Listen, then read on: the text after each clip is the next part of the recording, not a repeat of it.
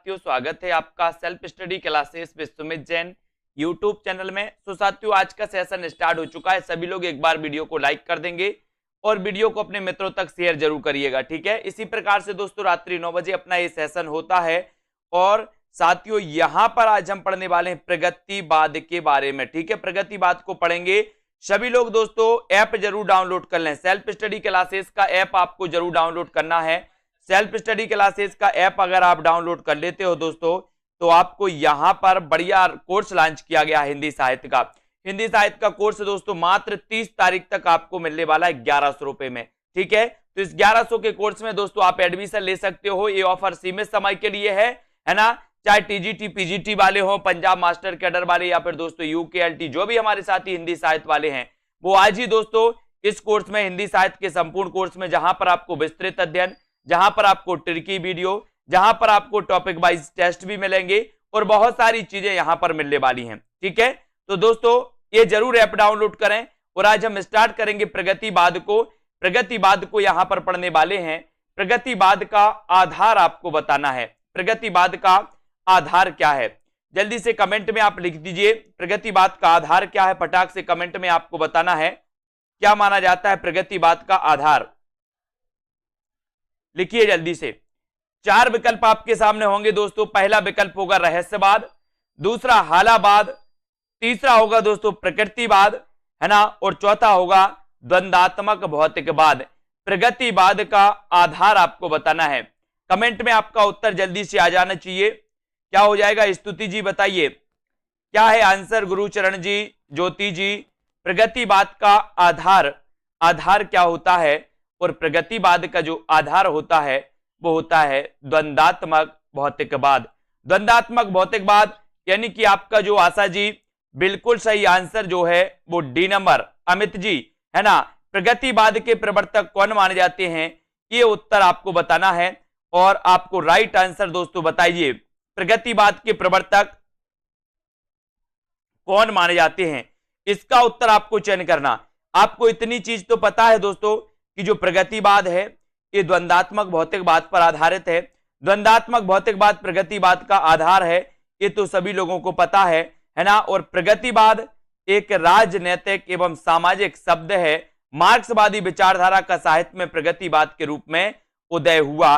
यानी कि जो राजनीति के क्षेत्र में दोस्तों मार्क्सवाद है, वही साहित्य के क्षेत्र में क्या है, प्रगतिवाद है।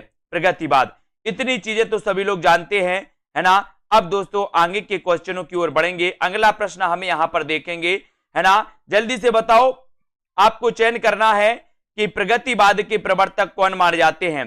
कमेंट में आपको लिखना है और क्वेश्चन ये बताना है दोस्तों कि किस रचना के द्वारा दोस्तों छायावाद का अंत हुआ। किस रचना में दोस्तों छायावाद के अंत की घोषणा की गई और ये घोषणा किसने की। कमेंट में बताइए सभी लोग, किसने की ये घोषणा, छायावाद के अंत की घोषणा किसने की थी और वो रचना कौन सी थी जिसके माध्यम से ये घोषणा की गई थी। और आपको पता है, बोले सर एक युगांत रचना है। कौन सी है, युगांत। युगांत रचना है।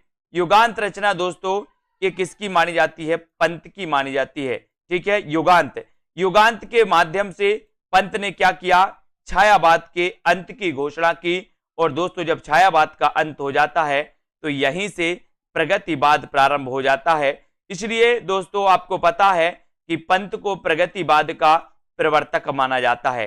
पंत को प्रगतिवाद का प्रवर्तक माना जाता है, ये भी आपको पता होगा, ठीक है। अब दोस्तों राममूरत जी, छायावाद और उत्तर छायावाद के बीच कुछ वैसा ही संबंध देखता है जैसा मध्यकाल में भक्ति काल और रीति काव्य के बीच था। पंक्तियों के लेखक कौन है, पंक्तियों को लेखक आपको बताना है।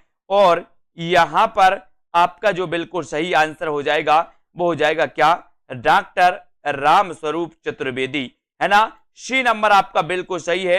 रामस्वरूप चतुर्वेदी ने कहा कि छायावाद और उत्तर छायावाद के बीच वैसा ही संबंध दिखता है जैसा मध्यकाल में भक्ति काल और रीति काव्य के बीच था, ठीक है। एक किसने कहा, एक कथन किसका है, एक कथन है रामस्वरूप चतुर्वेदी का।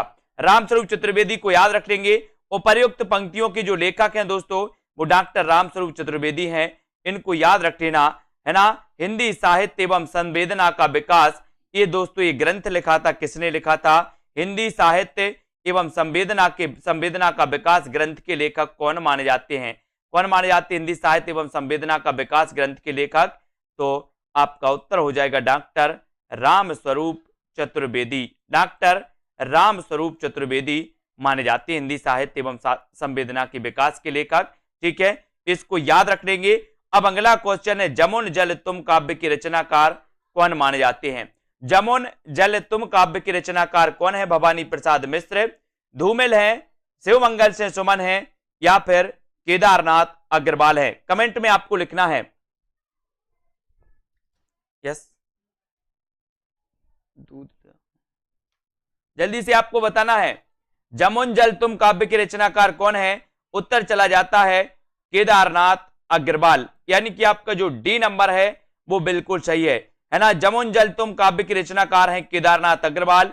और दोस्तों जमुन जल तुम काव्य के रचनाकार केदारनाथ अग्रवाल हैं। और केदारनाथ अग्रवाल अपनी काव्य यात्रा के आरंभिक दौर में बालेंदु उपनाम से रचनाएं करते थे। अब यहां से क्वेश्चन बन जाता है दोस्तों, अगर आपसे पूछा जाएगा कि बालेंदु उपनाम से कौन रचना करता था या बालेंदु उपनाम किसका है, तो आप क्या बताओगे? केदारनाथ अग्रवाल का। बालेंदु उपनाम किसका है? किसका है? किसका है? उत्तर है दोस्तों बालेंदु। बालेंदु याद रखना। ठीक है, इनका दोस्तों बालेंदु उपनाम था केदारनाथ अग्रवाल का। इसको याद रखेंगे। युग की गंगा, नींद के बादल, फूल नहीं रंग बोलते हैं, इनको अपन को याद रख लेना है। फूल नहीं रंग बोलते हैं, आग का आईना, ये मेरी तुम, मार प्यार के थापे, कहें केदार खरी खरी इत्यादि। ये जो रचनाएं हैं, ये रचनाएं किसकी हैं? ये रचनाएं हैं केदारनाथ अग्रवाल की, है ना। इनको याद रखेंगे। जिस तरह हम बोलते हैं उस तरह तू लिख, और उसके बाद भी हमसे बड़ा तू लिख, ये पंक्ति किसकी है? ये पंक्ति किसकी है? कमेंट में बता दीजिए जल्दी से, ये पंक्ति किसकी है? फटाफट से सभी लोग आंसर बताएंगे। और सही उत्तर क्या हो जाएगा? जल्दी से चयन करें कि जिस तरह हम बोलते हैं उस तरह तू लिख, और हमसे बड़ा तू लिख। ये जो पंक्ति है, जिस तरह हम बोलते हैं उस तरह तू लिख, और उसके बाद भी हमसे बड़ा तू लिख, ये पंक्ति है भवानी प्रसाद मिश्र की। किसकी है? भवानी प्रसाद मिश्र की। उत्तर चला जाता है विकल्प नंबर डी की तरफ। डी नंबर अपना जो उत्तर है वो बिल्कुल सही हो जाता है। उपर्युक्त पंक्तियों के रचनाकार कौन है? भवानी प्रसाद मिश्र हैं। भवानी प्रसाद मिश्र को सहजता का कवि कहा जाता है। इनके द्वारा रचित काव्य संग्रह है गीत फरोश, चकित है दुख, गांधी पंचसती, है ना, बुनी हुई रस्सी, खुशबू के शिलालेख, परिवर्तन जिए, त्रिकाल संध्या। इनकी रचनाएं मानी जाती हैं दोस्तों। इन्हें सहजता का कवि कहा जाता है। किसे कहा जाता है सहजता का कवि? भवानी प्रसाद मिश्र को, है ना। अगला क्वेश्चन है आपका। अगला है दोस्तों, इनमें से आपको चयन करना है कि इनमें से किस कवि को एक भारतीय आत्मा के उपनाम से जाना जाता है। किस कवि को एक भारतीय उपनाम के नाम से जाना जाता है, ये अपन को चयन करना है। तो बताइए प्रश्न क्रमांक 5 का, किस कवि को एक भारतीय आत्मा के उपनाम से जाना जाता है? माखनलाल चतुर्वेदी, बालकर्ण शर्मा नवीन, मैत्री शरण गुप्त, या फिर श्रीधर पाठक। किस कवि को एक भारतीय आत्मा उपनाम से जाना जाता है? तो बोले सर, अगर भारतीय आत्मा उपनाम की बात करोगे तो वो जाना जाता है माखनलाल चतुर्वेदी को। एक भारतीय आत्मा, है ना, माखनलाल चतुर्वेदी को जाना जाता है दोस्तों। और एक नंबर आपका बिल्कुल सही है। माखनलाल चतुर्वेदी को एक भारतीय दोस्तों आत्मा के नाम से जाना जाता है। इनकी प्रसिद्ध कविता है कैदी और कोकिला। कैदी और कोकिला, है ना, पुष्पकी अभिलाषा, पुष्पकी अभिलाषा। जबकि मैत्री शरण गुप्त को राष्ट्रकवि के नाम से जाना जाता है। तो एक भारतीय आत्मा आपको याद रखना है ना। और कैदी और कोकिला, पुष्पकी अभिलाषा, ये माखनलाल चतुर्वेदी की श्रेष्ठ रचनाओं में इन्हें गिना जाता है।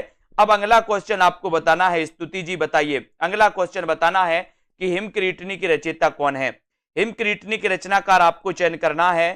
तब आपका राइट आंसर, अंश यादव जी, हिमकिरीटनी की रचयिता कौन है? माखनलाल चतुर्वेदी, भवानी प्रसाद मिश्र, मैत्री शरण गुप्त, या फिर नरेंद्र शर्मा। बताइए। हिमकिरीटनी के रचनाकार मैंने आपको कई बार बताया कि हिमकिरीटनी और हिमतरंगिणी ये दो रचनाएं बहुत ही प्रसिद्ध है दोस्तों। हिमतरंगिणी के लिए ये माखनलाल चतुर्वेदी की रचना हिमतरंगिणी। हिमतरंगिणी की क्या मिला था? हिमतरंगिणी के लिए मिला था साहित्य अकादमी पुरस्कार। सबसे पहले हिंदी में साहित्य अकादमी पुरस्कार जो मिला था वो मिला था दोस्तों किसे? हिमतरंगिणी रचना के लिए। और हिमतरंगिणी रचना के रचनाकार कौन है? माखनलाल चतुर्वेदी। ठीक है, अब दोस्तों हिमकिरीटनी की बात आती है तो हिमकिरीटनी की रचयिता भी कौन माने जाते हैं? माखनलाल चतुर्वेदी यानी कि आपका उत्तर चला जाता है एक की तरफ। हिमकिरीटनी की रचनाकार राष्ट्रीय काव्यधारा के प्रमुख कवि माखनलाल चतुर्वेदी हैं, अन्य नाम इसके असंगत हो जाएंगे। ठीक है, अगले क्वेश्चन की ओर हम बढ़ेंगे। रामधारी सिंह दिनकर के बारे में आपको बताना है कि रामधारी सिंह दिनकर की काव्य कृति कौन सी है? लोकायतन, कुरुक्षेत्र, आर्यावर्त या फिर उन्मुक्त। रामधारी सिंह दिनकर की काव्य कृति कौन सी है? 4 विकल्प है रामधारी सिंह दिनकर की काव्य कृति, आपको बताना है उत्तर क्या हो जाएगा।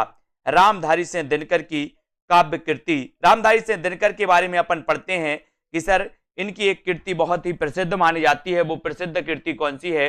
तो वो प्रसिद्ध कृति इनकी मानी जाती है रामधारी सिंह दिनकर की उर्वशी, है ना। उर्वशी मानी जाती है दोस्तों। 1961 की ये रचना है और 1961 की इस रचना के लिए 1972 में कौन सा पुरस्कार मिल जाता है? इसे मिल जाता है दोस्तों ज्ञानपीठ पुरस्कार 1972 में। रामधारी सिंह दिनकर की काव्य कृति कौन सी है? तो उत्तर चला जाता है कुरुक्षेत्र, है ना। कुरुक्षेत्र, परशुराम की यात्रा, उर्वशी, है ना, रश्मि रथी, ये रचनाएं मानी जाती हैं दिनकर जी की। तो उत्तर कहां चला जाता है? विकल्प नंबर बी की तरफ। कुरुक्षेत्र रामधारी सिंह दिनकर की काव्य कृति है। रामधारी सिंह दिनकर राष्ट्रीय सांस्कृतिक धारा के कवि है। इनको समय सूर अथवा अधेर का कवि कहा जाता है। दिनकर को उर्वशी महाकाव्य के लिए 1972 ईस्वी में भारतीय ज्ञानपीठ पुरस्कार प्रदान किया गया, है ना। और इनके द्वारा रचित प्रमुख कृतियां इस प्रकार से दोस्तों: रेणुका, होंकार, रसबंती, द्वंद्व गीत, रश्मि रथी, दिल्ली और नीम के पत्ते, ये रचनाएं मानी जाती हैं। जबकि लोकायतन पंत जी का महाकाव्य है ना। आर्यावर्त मोहनलाल महतो योगी की तथा उन्मुक्त सियाराम शरण गुप्त की रचनाएं हैं। प्रगतिवाद के संदर्भ में इनमें से एक कथन सही नहीं है। वह कथन कौन सा है? वो कथन आपको चयन करना है। कौन सा कथन प्रगतिवाद के संबंध में सही नहीं है? चयन करिए। ये 4 विकल्प हैं, कथन भी आपके पास है, इस कथन का आपको चयन करना है। तो प्रश्न क्रमांक आपका यहां पर है और प्रगतिवाद के बारे में कौन सा कथन सही नहीं है?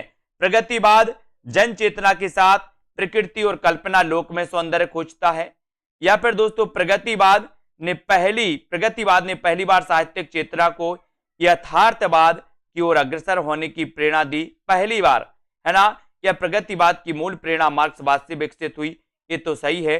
प्रगतिवाद सामाजिक यथार्थ की अभिव्यक्ति को नहीं रचना का उद्देश्य मानता है, को ही रचना का उद्देश्य मानता है। और प्रगतिवाद जन जीवन के साथ प्रकृति और कल्पना लोक में सौंदर्य खोजता है।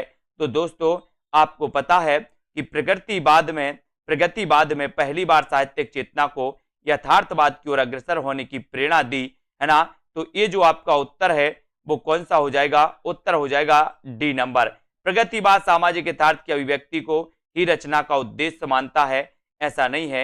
यानी कि आपका उत्तर चला जाता है विकल्प नंबर डी की तरफ। डी की तरफ आपका राइट आंसर हो जाता है, डी नंबर आपका सही हो जाता है।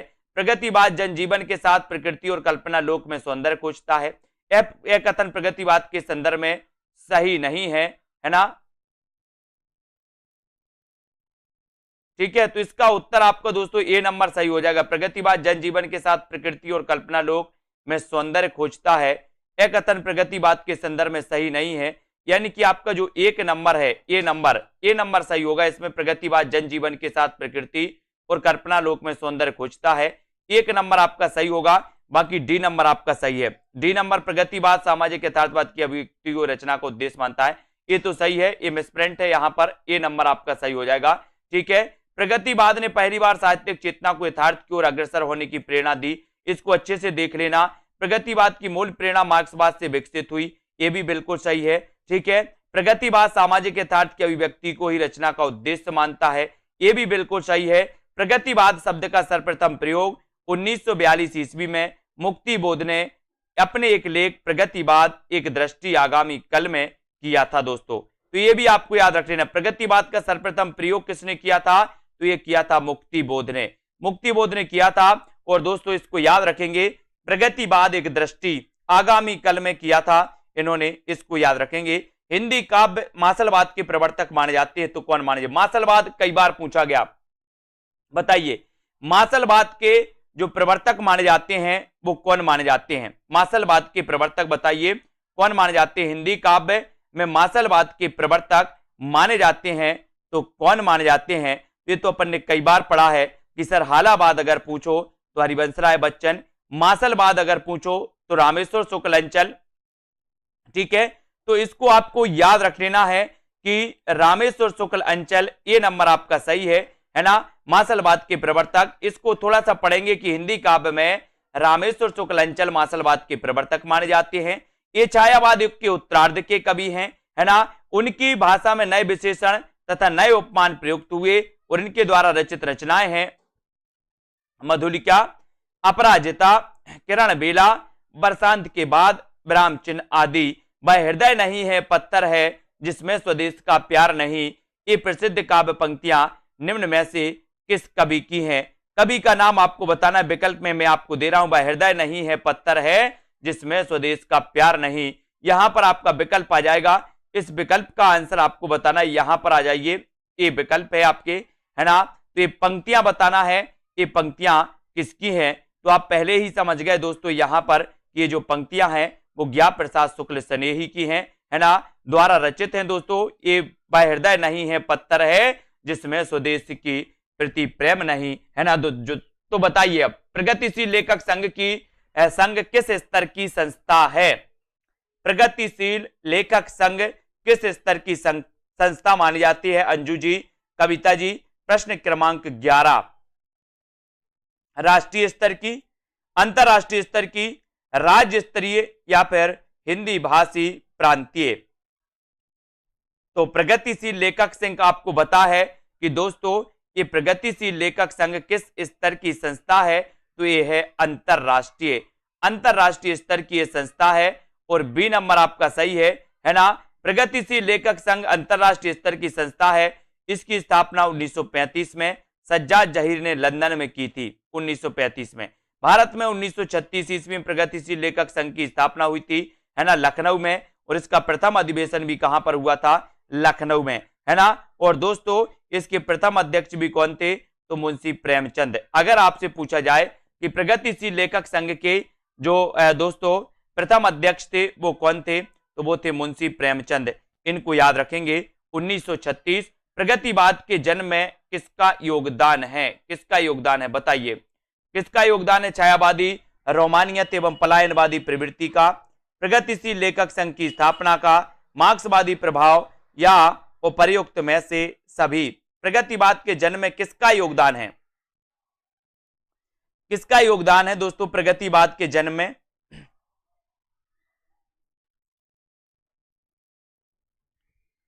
सभी लोग बताएंगे।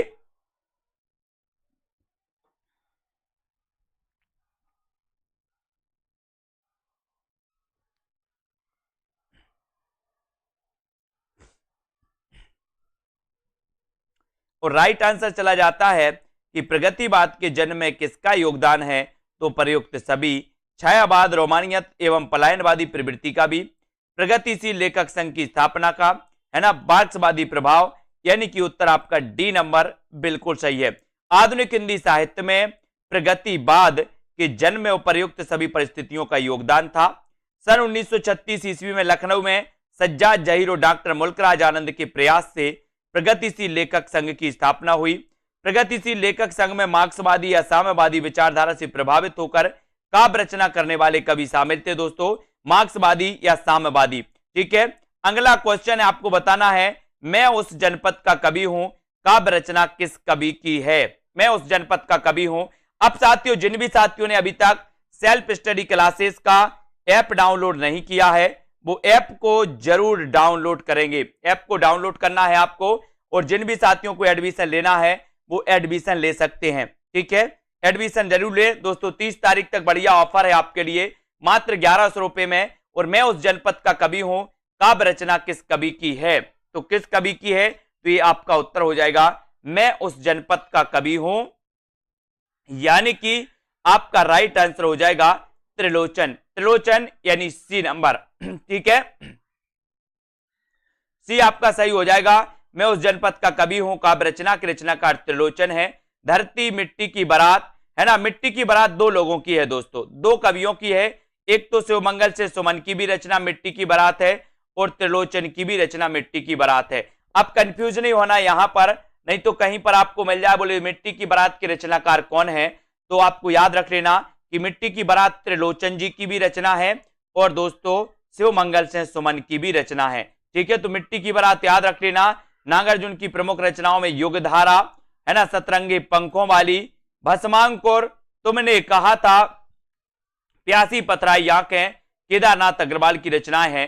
ये अपूर्वा, युग की गंगा, नींद के बादल और आग का आईना, ये केदारनाथ अग्रवाल की हैं, है ना। बाकी नागार्जुन की युगधारा याद करना, सतरंगी पंखों वाली, भस्मांकुर, तुमने कहा था, और प्यासी पथराई आंखें। ठीक है, त्रिलोचन का वास्तविक नाम आपको बताना है, क्वेश्चन कई बार आया है। 14 का आंसर बताइए, त्रिलोचन का वास्तविक नाम क्या है?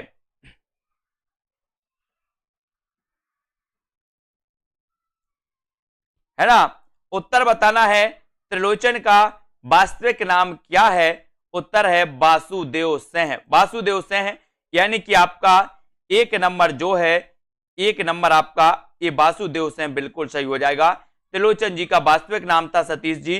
ठीक है, त्रिलोचन का वास्तविक नाम वासुदेव से था, इनका उपनाम त्रिलोचन था। मुक्तिबोध ने त्रिलोचन को अवध का किसान कवि कहा है। ये क्वेश्चन बहुत ही बढ़िया बनता है यहां पर कि त्रिलोचन को अवध का किसान कवि किसने कहा? अवध का किसान कवि कहा मुक्तिबोध ने, किसे? त्रिलोचन को। या अवध का किसान कवि किसे कहा जाता है? तो आप लगा देना त्रिलोचन, है ना, जिनका की वास्तविक नाम था वासुदेव। और इनके द्वारा रचित काव्य ग्रंथ धरती, गुलाब और बुलबुल, दिगंत, ताप के ताए हुए दिन, ताप के ताए हुए दिन, त्रिलोचन, है ना, शब्द, उस जनपद का कवि हूं, अर्घान, है ना, अर्धान दोस्तों, और तुम्हें सौंपता हूं, फूल नाम है एक, अन कहनी भी कुछ कहनी है, अन कहनी भी कुछ कहनी है। ये दोस्तों त्रिलोचन की रचनाएं मानी जाती हैं, जिन्हें की अवध का कवि कहा जाता है। अमिता जी, अवध का कवि कहा जाता है इन्हें। अगला क्वेश्चन यहां पर आते हैं। अगला क्वेश्चन है, कौन सा सुमेलित नहीं है? यहां पर सुमेलित नहीं है बताना है, तो सुमेलित करिए। मुक्ति मार्ग के रचनाकार कौन है? पिघलते पत्थर, अजय खंडहर और प्रलय सृजन के रचनाकार कौन है? तो बताइए कौन सी सुमेलित नहीं है?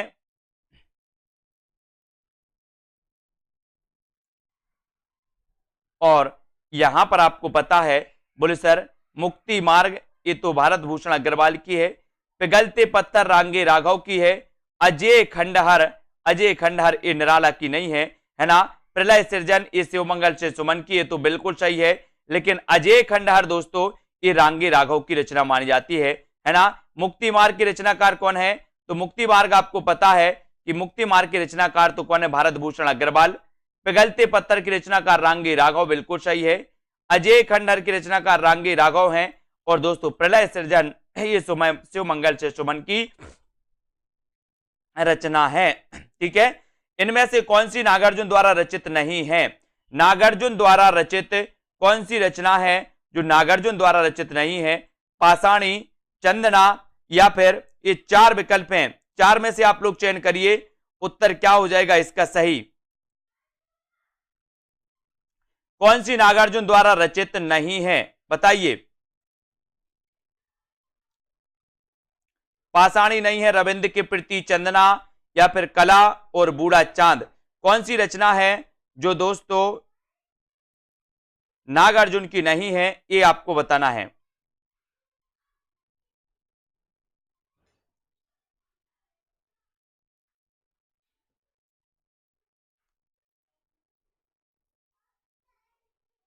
और आपका बिल्कुल सही आंसर है, बोले सर कला और बूढ़ा चांद। कला और बूढ़ा चांद के रचनाकार पंत जी हैं, सुमित्रानंदन पंत जी। जिन्हें 1960 में साहित्य अकादमी पुरस्कार भी मिला था, है ना। नागार्जुन की तो पाषाणी है, रविंद्र के प्रति है, चंदना भी है, लेकिन करा और बूढ़ा चांद नहीं है, यानी कि उत्तर आपका सी नंबर की तरफ चला जाता है। कला और बूढ़ा चांद नागार्जुन द्वारा रचित नहीं बल्कि ये पंत द्वारा रचित है दोस्तों। इस कृति पर 1960 में इन्हें साहित्य अकादमी पुरस्कार मिला था, है ना। जबकि बादल को घिरते देखा, पाषाणी, सिंदूर तिलकित भाल, तुम्हारी दंतुरिन मुस्कान, चंदना, पांच पूत भारत माता के, है ना। रविंद्र के प्रति कालिदास, हरिजन गाथा, अकाल और उसके बाद और नागार्जुन द्वारा रचित ये रचनाएं मानी जाती है। हरिजन गाथा भी दोस्तों नागार्जुन की है ना। रविंद्र के प्रति कालिदास ये भी मानी जाती है। अगला क्वेश्चन है, कबीर के उपरांत हर विध्वंसकारी और जन विरोधी शक्ति को सर्वाधिक खुली चुनौती देने वाले साहित्यकार जो थे वो कौन थे, बताइए कौन थे। कबीर के उपरांत हर विध्वंसकारी और जन विरोधी शक्ति को सर्वाधिक खुली चुनौती देने वाले साहित्यकार हैं तो कौन है। निराला, नागार्जुन, दिनकर या फिर हरिऔध। कबीर के उपरांत आपको बताना है तो कबीर के उपरांत हर विध्वंसकारी और जन विरोधी शक्ति को सर्वाधिक खुली चुनौती देने वाले जो साहित्यकार माने जाते हैं वो माने जाते हैं कौन, नागार्जुन। कौन माने जाते हैं, नागार्जुन। और उत्तर चला जाता है विकल्प नंबर वी की तरफ। नागार्जुन आपका राइट आंसर है। कबीर के उपरांत हर विध्वंसकारी और जन विरोधी शक्ति को सर्वाधिक खुली चुनौती देने वाले साहित्यकार जो माने जाते हैं वो नागार्जुन। और नागार्जुन का एक क्वेश्चन आता है कि इनका वास्तविक नाम क्या था। तो इनका वास्तविक नाम क्या था दोस्तों, वैद्यनाथ मिश्र। नागार्जुन का वास्तविक नाम क्या था, तो उत्तर लगाना है वैद्यनाथ मिश्र। वे शुरुआती दिनों में माली उपनाम से रचनाएं लिखते थे, है ना। और नागार्जुन एक कवि होने के साथ साथ उपन्यासकार और मैथिल के श्रेष्ठ कवियों में जाने जाते हैं। अब ये माली भी आपको याद रख लेना, ये नोट्स कर लेना। नागार्जुन का वास्तविक नाम वैद्यनाथ था। और दोस्तों कभी अगर माली उपनाम इनका पूछ लिया जाए तो इनका एक उपनाम माली भी है और इन्हें नागार्जुन भी कहा जाता है। तो नागार्जुन, माली और वैद्यनाथ मिश्र, है ना। वे शुरुआती दिनों में माली नाम से लिखते थे दोस्तों, ये भी आपको याद रख लेना, ठीक है। कौन, नागार्जुन। अगला क्वेश्चन है आपका, द्वंद्वात्मक भौतिक विकासवाद किस काव्यधारा का आधार है। नई कविता का, प्रगतिवाद का, समानांतर कविता का या फिर इनमें से कोई नहीं। हाँ, यात्री नाम से भी मैथिली में लिखते थे, बहुत बढ़िया कुरैशी जी, ये यात्री नाम से भी लिखते थे मैथिली में। नागार्जुन जी यात्री नाम से मैथिली में लिखते थे, है ना। द्वंद्वात्मक भौतिकवाद विकासवाद किस काव्यधारा का आधार है। नई कविता का, प्रगतिवाद का, समांतर कविता या फिर इनमें से कोई नहीं। तो द्वंद्वात्मक भौतिकवाद विकासवाद आपसे पूछा गया किस काव्यधारा का आधार है, तो वो काव्यधारा कौन सी है, वो काव्यधारा है प्रगतिवाद। यानी कि आपका प्रगतिवाद बिल्कुल सही है। शोषण का विरोध, है ना, प्रगतिवादी काव्य की सबसे बड़ी विशेषता है, शोषण का विरोध किया गया इसमें। इसके अनुसार किसान और मजदूर एक होकर अपने ऊपर होने वाले सामंतों और पूंजीपतियों के अत्याचार का विरोध करेंगे। प्रगतिवादी काव्यधारा में शोषितों की दीनता का चित्रण, शोषक वर्ग के प्रति घृणा, क्रांति की भावना एवं द्वंद्वात्मक भौतिकवाद, विकासवाद आदि की विशेषताओं के दर्शन इसमें मिलते हैं, है ना। इसको अपन ने याद किया। अगले क्वेश्चन की ओर बढ़ेंगे। अगला जो अपना प्रश्न है साथियों वो इस प्रकार से है, प्रगतिवाद के अंतर्गत आपको बताना है कौन सा विचार अमान्य है। कौन सा विचार अमान्य है, ये उत्तर आपको बताना है। यथार्थवाद, रूपवाद, समाजवाद या फिर दोस्तों पदार्थवाद। प्रगतिवाद के अंतर्गत कौन सा रूप अमान्य है,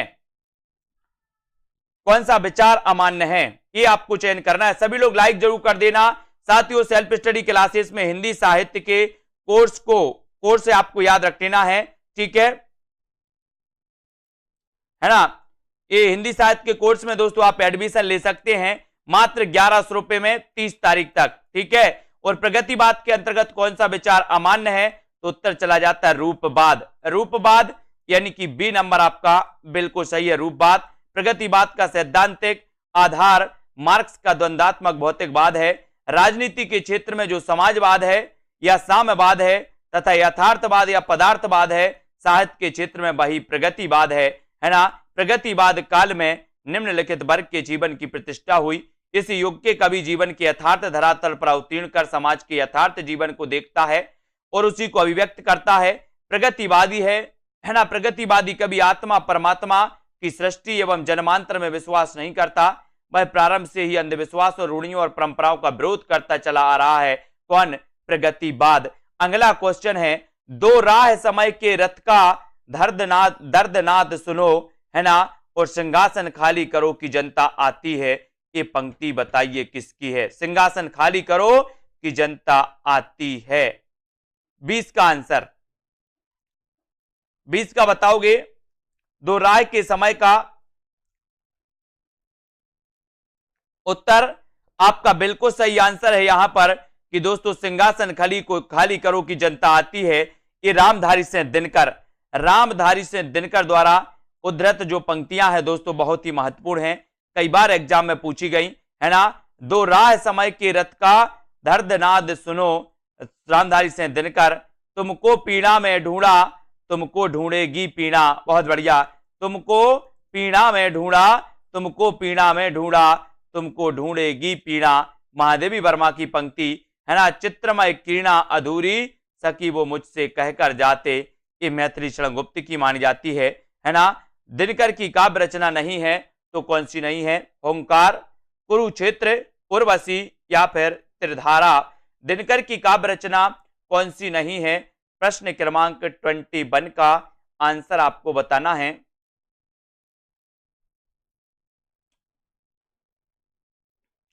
दिनकर की कौन सी नहीं है? तो अपन ने पढ़ा है कि सर ओंकार तो दिनकर की है, कुरुक्षेत्र भी दिनकर की है, उर्वशी के रचनाकार भी दिनकर हैं, लेकिन ये त्रिधारा तो ये बोले सर सुभद्रा कुमारी चौहान की है। त्रिधारा किसकी है? सुभद्रा कुमारी चौहान की। ओंकार, रश्मि, कुरुक्षेत्र, है ना, ये दिनकर की मानी जाती हैं। और दोस्तों दिनकर की अन्य रचनाओं में कुरुक्षेत्र, परशुराम की प्रतीक्षा, उर्वशी, रश्मिरति, नील कुसुम, रेणुका, होंकार आदि ये दिनकर की गद्य रचनाएं हैं। संस्कृति के 4 अध्याय, शुद्ध कविता की खोज, है ना, दिनकर की ये डायरी है। अधेर का कवि किसे कहा जाता है? उत्तर चयन करिए। बढ़िया प्रश्न है, लाइक सभी लोग जरूर कर दें। और साथियों जिन भी साथियों ने ऐप को डाउनलोड नहीं किया सेल्फ स्टडी क्लासेस का, उस ऐप को जरूर डाउनलोड करें। जिन भी साथियों को कोर्स लेना है अभी तक आप कोर्स ले सकते हैं पंजाब मास्टर कैडर के लिए, UKLT, TGT, PGT, junior, super TET exam के लिए, है ना। अधेर का कवि किससे कहा जाता है? अधेर का कवि कहा जाता है दिनकर को, दिनकर को कहा जाता है। और 1 नंबर आपका दिनकर बिल्कुल सही हो जाता है। राष्ट्रीय सांस्कृतिक काव्यधारा के सबसे सशक्त कवि रामधारी सिंह दिनकर को अधेर का कवि कहा जाता है। दिनकर जी का जन्म सिमरिया जिले मुंगेर बिहार में हुआ था।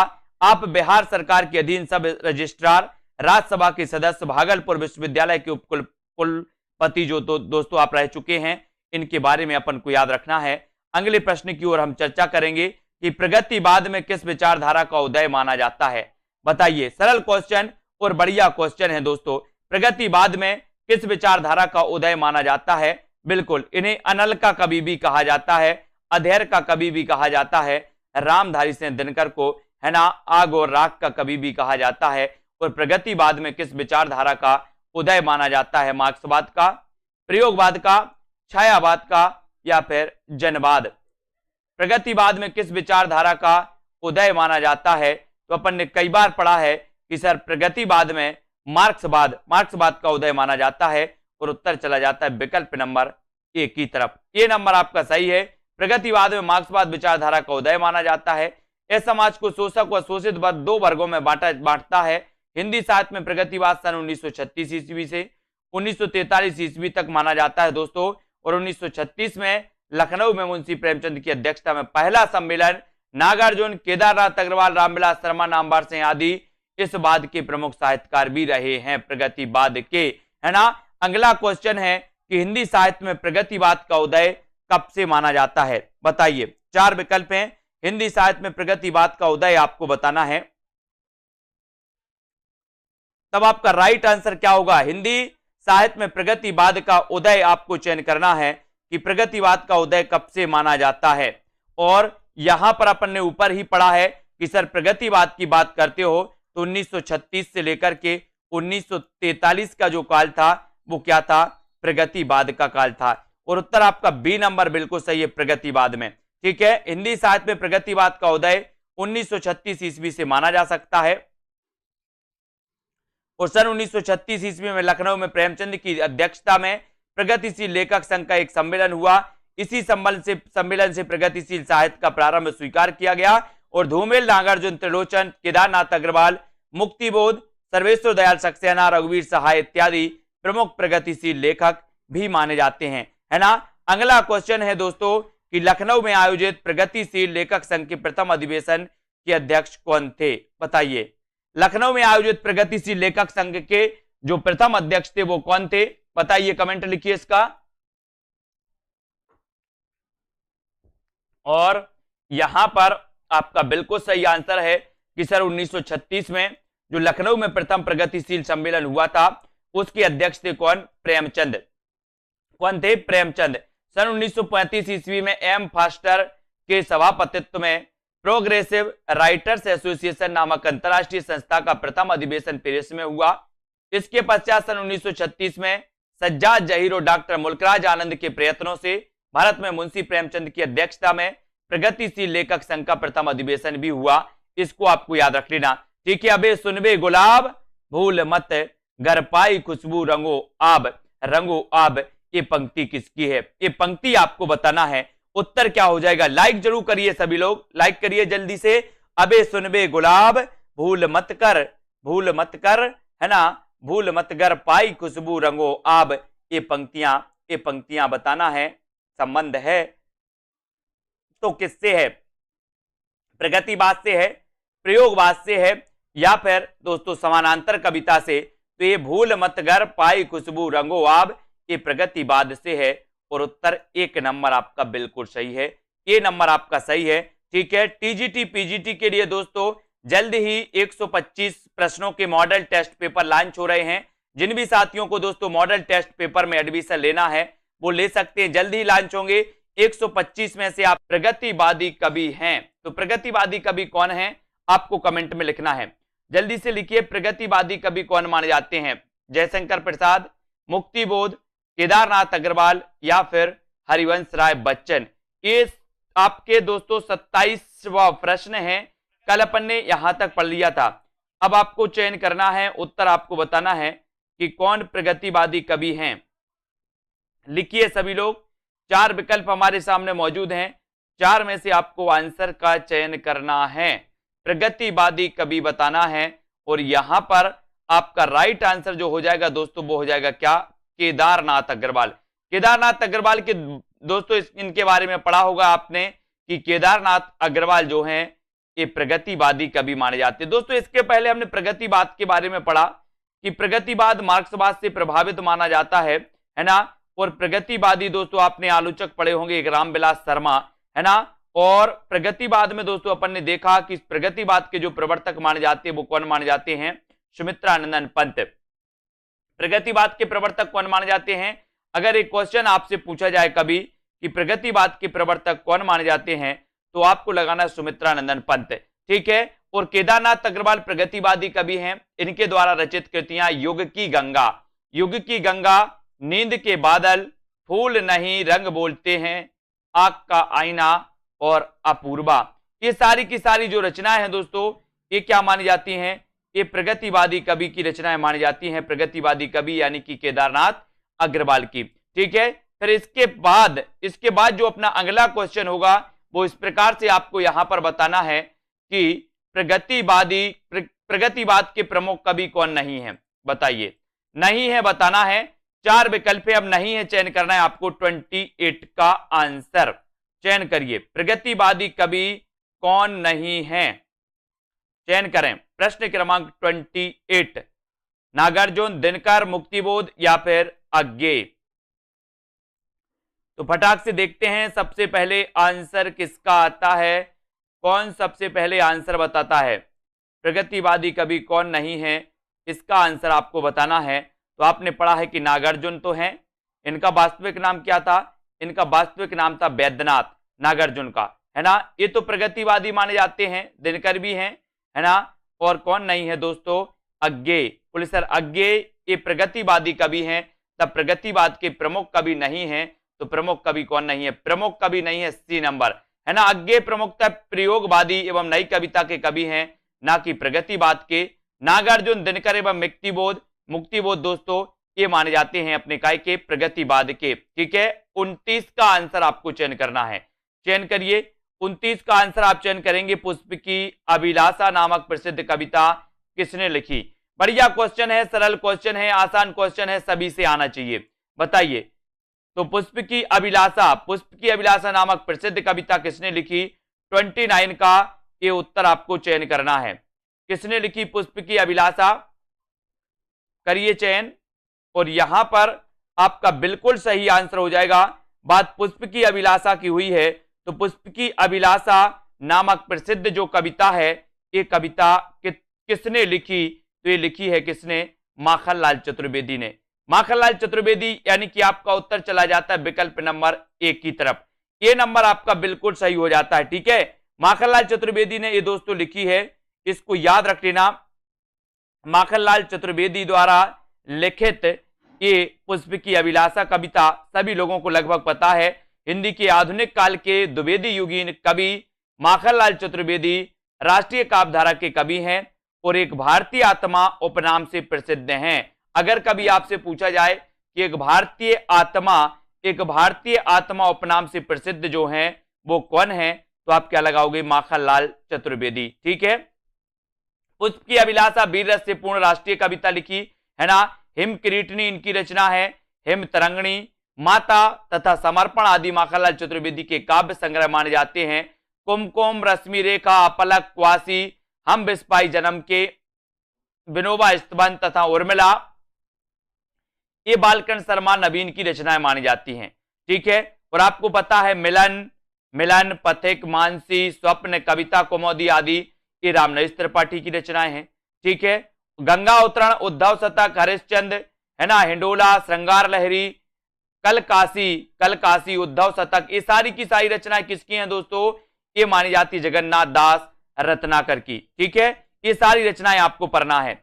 अब आपको बताना मौर्य विजय किसकी रचना है? मौर्य विजय की रचनाकार कौन है?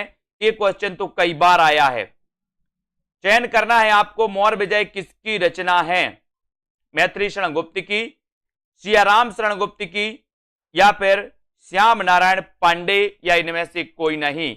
मौर्य विजय के रचनाकार कौन है? प्रश्न क्रमांक 30। और यहां पर मौर्य विजय की बात हो रही है, मौर्य विजय किसकी रचना है? उत्तर चला जाता है सियाराम शरण गुप्त।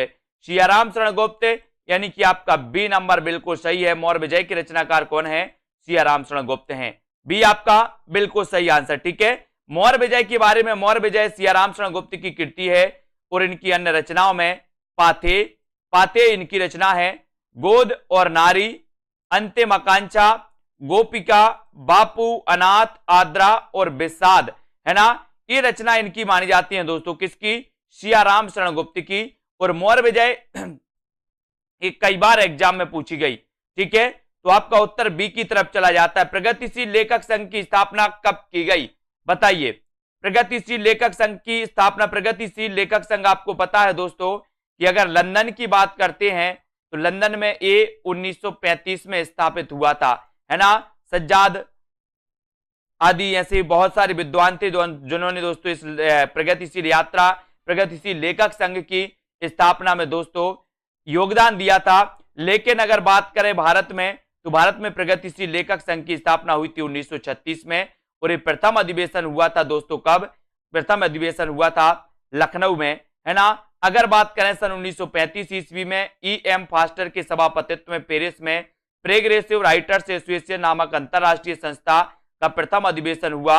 और दोस्तों, है ना, 1936 में सज्जाद जहीर और मुल्कराज आनंद के प्रयत्नों से भारत में भी इस संस्था की शाखा खुली। ये भी आपको याद रख लेना। ठीक है, इनको आपको याद रख लेना। और दोस्तों, प्रथम अधिवेशन के अध्यक्ष कौन थे? तो प्रथम अधिवेशन के अध्यक्ष कौन थे? लखनऊ में हुआ था और इसके अध्यक्ष थे प्रेमचंद। कौन माने जाते हैं? प्रेमचंद। इसको याद रख लेना। ठीक है, अगला क्वेश्चन है, नागार्जुन किस वर्ग के कवि हैं? किस वर्ग के कवि हैं? छायावादी हैं, प्रगतिवादी हैं, प्रयोगवादी हैं, या फिर द्विवेदी युगीन हैं? नागार्जुन किस वर्ग के कवि हैं? ये आंसर आपको चयन करना है। ये चयन करिए, छायावादी, प्रगतिवादी, है ना, द्विवेदी युगीन या फिर प्रयोगवादी। नागार्जुन किस वर्ग के कवि माने जाते हैं? प्रश्न क्रमांक 32 में, और 32 में नागार्जुन की बात हुई है। तो नागार्जुन तो आपको पता ही है कि सर ये नागार्जुन जो है इनका वास्तविक नाम क्या था? वैद्यनाथ। क्या था? वैद्यनाथ। और ये प्रगतिवादी कवि माने जाते हैं। ठीक है, तो उत्तर कहां चला जाता है? विकल्प नंबर वी की तरफ। वी नंबर आपका बिल्कुल सही हो जाता है। अगले क्वेश्चन की ओर बढ़ेंगे। अगला क्वेश्चन यहां पर देखना है, हिंदी काव्य में प्रगतिवादी युग का आरंभ सन 1936 में हुआ और 36 से लेकर के 43 के बीच साम्यवादी विचारधारा से प्रभावित होकर काव्य रचना करने वाले कवि नागार्जुन, है ना, केदारनाथ अग्रवाल, रामविलास शर्मा, शिवमंगल से सुमन, ठीक है, रांगी राघव, त्रिलोचन शास्त्री प्रगतिवादी कवि हैं। नागार्जुन का वास्तविक नाम क्या था? वैद्यनाथ। और नागार्जुन यात्री उपनाम से लिखते थे दोस्तों। काय में लिखते थे? मैथिली में। मैथिली में यात्री उपनाम से लिखते थे, ये भी आपको याद रख लेना। इनकी रचनाओं की जब भी बात होती है तो युगधारा, सतरंगे पंखों वाली, प्यासी पथराई आंखें, भस्मांकुर, तालाब की मछलियां, है ना, खिचड़ी विप्लव देखा हमने, तुमने कहा था, और हजार हजार बाहों वाली, पुरानी जूतियों का कोरस, ये सभी दोस्तों नागार्जुन की रचनाएं मानी जाती हैं, है ना। और ये यात्री नाम से कौन सी भाषा में लिखते थे? मैथिली में। ये क्वेश्चन भी कई बार आया है कि यात्री नाम से मैथिली में लिखते थे कौन? नागार्जुन। ठीक है, अब आपको बताना है रामधारी सिंह दिनकर की किस कृति को आधुनिक युग की गीता कहा गया है? आधुनिक युग की गीता कहा गया है। किसको कहा गया? रामधारी सिंह दिनकर की वो रचना कौन सी है दोस्तों? ये बताना है रामधारी सिंह दिनकर की वो रचना कौन सी है जिसे आधुनिक युग की गीता कहा गया, और वो रचना मानी जाती है कौन सी? कुरुक्षेत्र। कौन सी मानी जाती है? कुरुक्षेत्र। ये आधुनिक युग की इसे गीता कहा जाता है। रेणुका, हुंकार, उर्वशी और कुरुक्षेत्र, ये चारों ही रचनाएं किसकी हैं? ये दिनकर की हैं। रेणुका भी दिनकर की है ना, हुंकार भी दिनकर की है, उर्वशी भी दिनकर की है, कुरुक्षेत्र भी दिनकर की है। लेकिन आधुनिक युग की गीता कहा जाता है किसे? कुरुक्षेत्र को, है ना, कुरुक्षेत्र को। रामधारी सिंह दिनकर की कृति कुरुक्षेत्र को आधुनिक युग की गीता कहा गया। उर्वशी इनकी प्रसिद्ध कृति है। दिनकर की कुछ रचनाओं में रेणुका, हुंकार, नील कुसुम, उर्वशी, सीपी और शंख, रश्मि लोक, आत्मा की आंखें, हिमालय का संदेश, कलिंग विजय और बुद्ध देववादी इनकी रचनाएं मानी जाती हैं किसकी?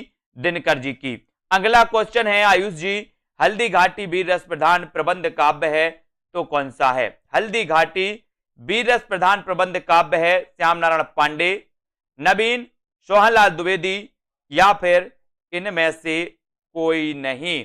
हल्दी घाटी वीर रस प्रधान प्रबंध काव्य कौन सा है? 34। और हल्दी घाटी वीर रस प्रधान प्रबंध काव्य अगर आपसे पूछा गया है तब आपका हल्दी घाटी वीर रस प्रधान प्रबंध काव्य जो माना जाता है वो माना जाता है श्याम नारायण पांडे, है ना, श्याम नारायण पांडे। यानी कि ये नंबर आपको बोले श्याम को हल्दी, श्याम को क्या लग रही है? हल्दी लग रही है, तो हल्दी से हल्दी घाटी और श्याम से श्याम नारायण पांडे, है ना। तो उत्तर कहां चला जाता है? विकल्प नंबर एक की तरफ। ये नंबर अपना सही हो जाता है। हल्दी घाटी श्याम नारायण पांडे की कृति है, यह वीर रस प्रधान काव्य है और इनकी अन्य महत्वपूर्ण रचनाएं हैं जय हनुमान, है ना, तुमुल, रिमझिम, हल्दी घाटी तथा जौहर, ये मानी जाती है श्याम नारायण पांडे की रचनाएं। हल्दी घाटी तो याद रख लेना, ये तो पूछी जाती है। रामधारी सिंह दिनकर को किस कृति पर ज्ञानपीठ पुरस्कार प्राप्त हुआ दोस्तों? कौन सी कृति पे इन्हें ज्ञानपीठ पुरस्कार मिला था? दिनकर जी को उर्वशी के लिए, कुरुक्षेत्र के लिए, सामधैनी के लिए या फिर हुंकार के लिए? करिए चयन। प्रश्न क्रमांक है अपना, रामधारी सिंह दिनकर को किस कृति के लिए ज्ञानपीठ ने मिला था? बताइए, चयन करिए सभी लोग, फटाफट से उत्तर बताते जाएं। जो भी साथी ने अभी तक दोस्तों सेल्फ स्टडी क्लासेस का ऐप डाउनलोड नहीं किया है वो प्लीज ऐप डाउनलोड कर लें और अपने अध्ययन को निरंतर बहुत अच्छा बना सकते हैं। ठीक है, अब आपको रामधारी सिंह दिनकर को बताना है कि किस कृति पर ज्ञानपीठ पुरस्कार इन्हें मिला था। ज्ञानपीठ पुरस्कार किन्हें मिला था, किस रचना के लिए मिला था? तो आपको वैसे भी पता है कि उर्वशी के लिए इन्हें मिला था 1972 में। उर्वशी के लिए इन्हें मिला था 1972 में, जो कि लगभग सभी लोगों को पता है। ठीक है, सभी को पता है, वेरी गुड। तो ये नंबर आपका बिल्कुल सही होगा। रामधारी सिंह दिनकर को उर्वशी नामक गीति नाट्य पर सर्वोच्च साहित्य पुरस्कार ज्ञानपीठ पुरस्कार प्राप्त हुआ, जो कि बहुत ही महत्वपूर्ण है। ठीक है, बहुत बढ़िया। और रामधारी सिंह दिनकर की रचनाओं की अगर जब भी बात होती है तो रचनाओं में कौन सी आती है दोस्तों? रचनाओं में रामधारी सिंह दिनकर की कुरुक्षेत्र, रेणुका, हुंकार, सामधेनी, है ना, रश्मि रति, नील कुसुम, हारे को हरिनाम, ये रचनाएं इनकी आती हैं। ठीक है, अब युगधारा के रचयिता आपको बताना है, युगधारा के रचयिता कौन है? युगधारा के रचयिता जल्दी से चयन करिए, युगधारा के रचयिता कौन माने जाते हैं? सुमित्रानंदन पंत जी, महादेवी वर्मा, केदारनाथ अग्रवाल या फिर नागार्जुन? युगधारा के रचयिता कौन है, बताइए। युगधारा, और अभी अपन ने पढ़ा भी है,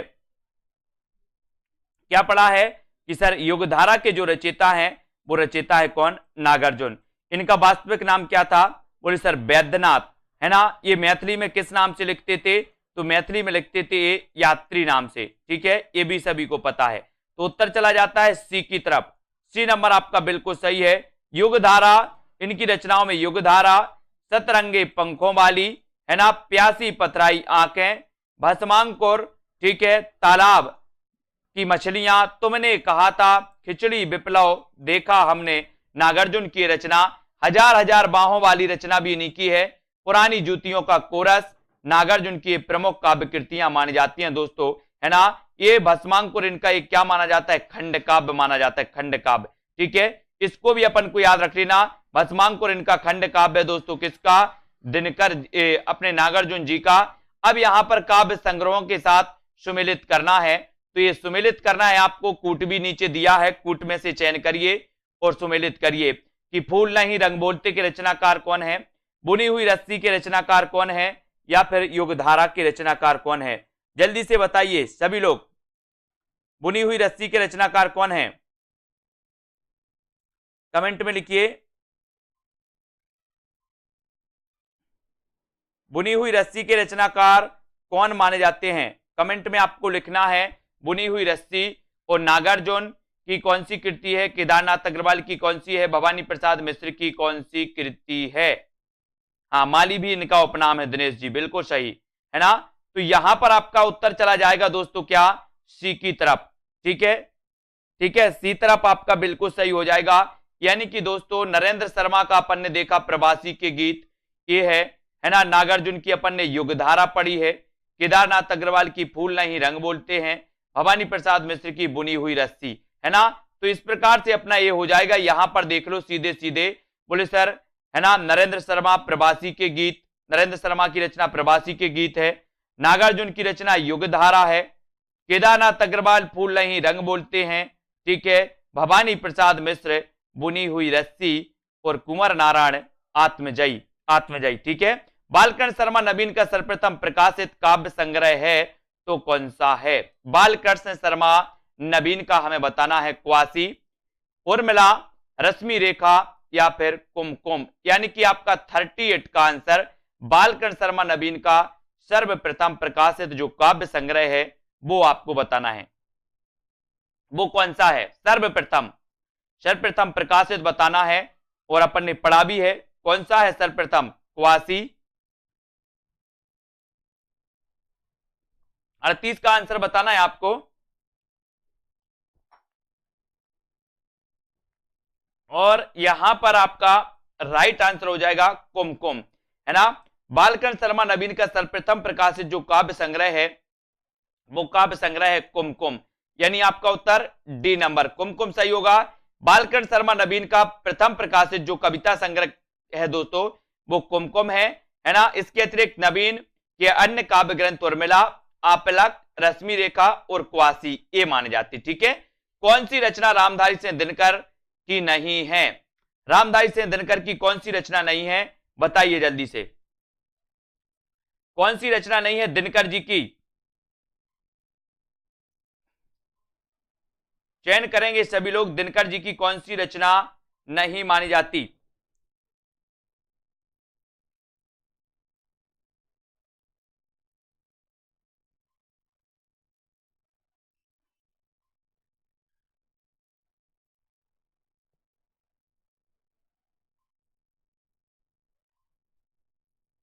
तो यहां पर रामधारी सिंह दिनकर की जब बात होती है तो इनकी रचना नहीं है अध्यात्म चिंतन। अध्यात्म चिंतन दिल्ली है इनकी रचना, रेणुका भी है, नीम के पत्ते भी है ना। तो कौन सी नहीं है? अध्यात्म चिंतन नहीं है, यानी कि आपका ए नंबर दिनकर की रचना नहीं है ना।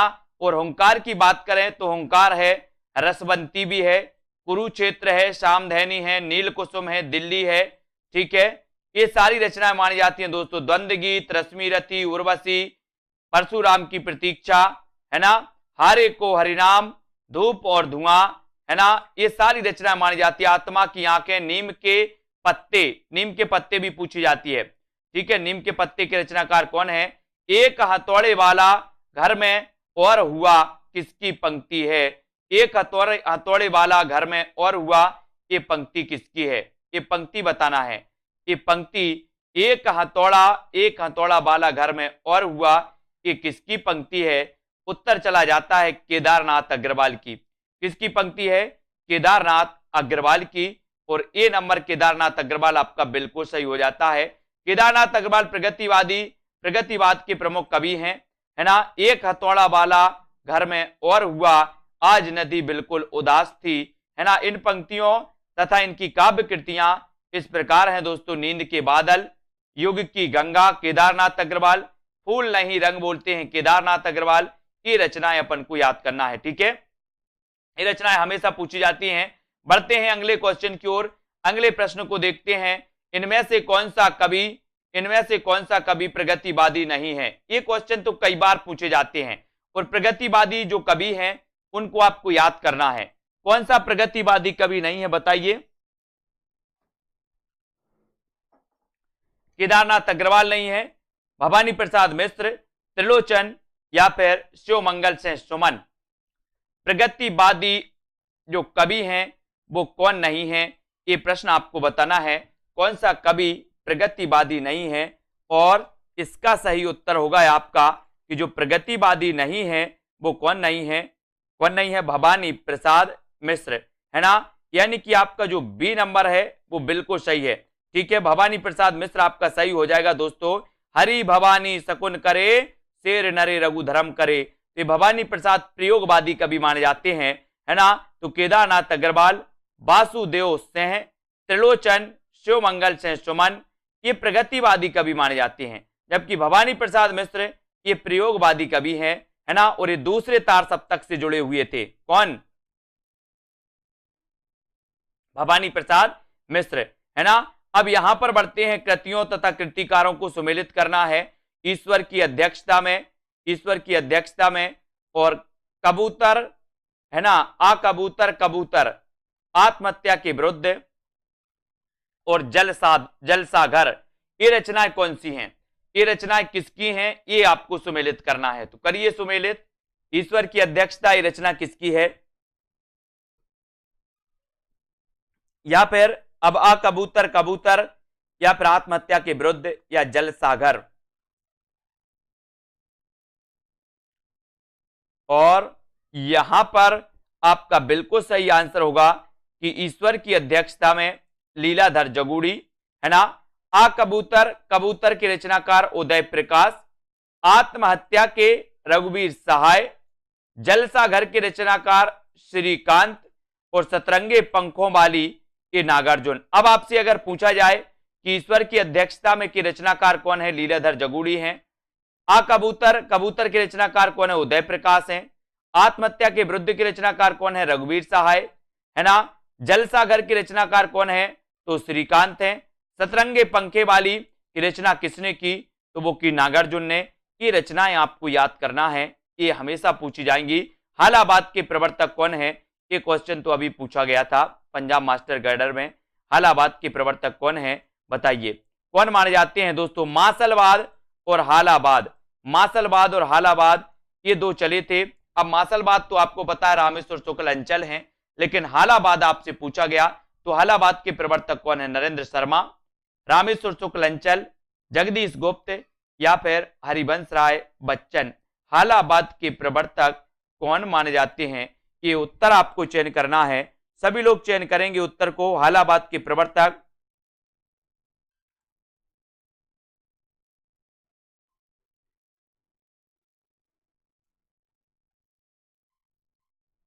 और आपने बताया है कि सर हालाबाद के प्रवर्तक अगर आपने पूछा है तो आप हरिवंश राय बच्चन को लगा दीजिए।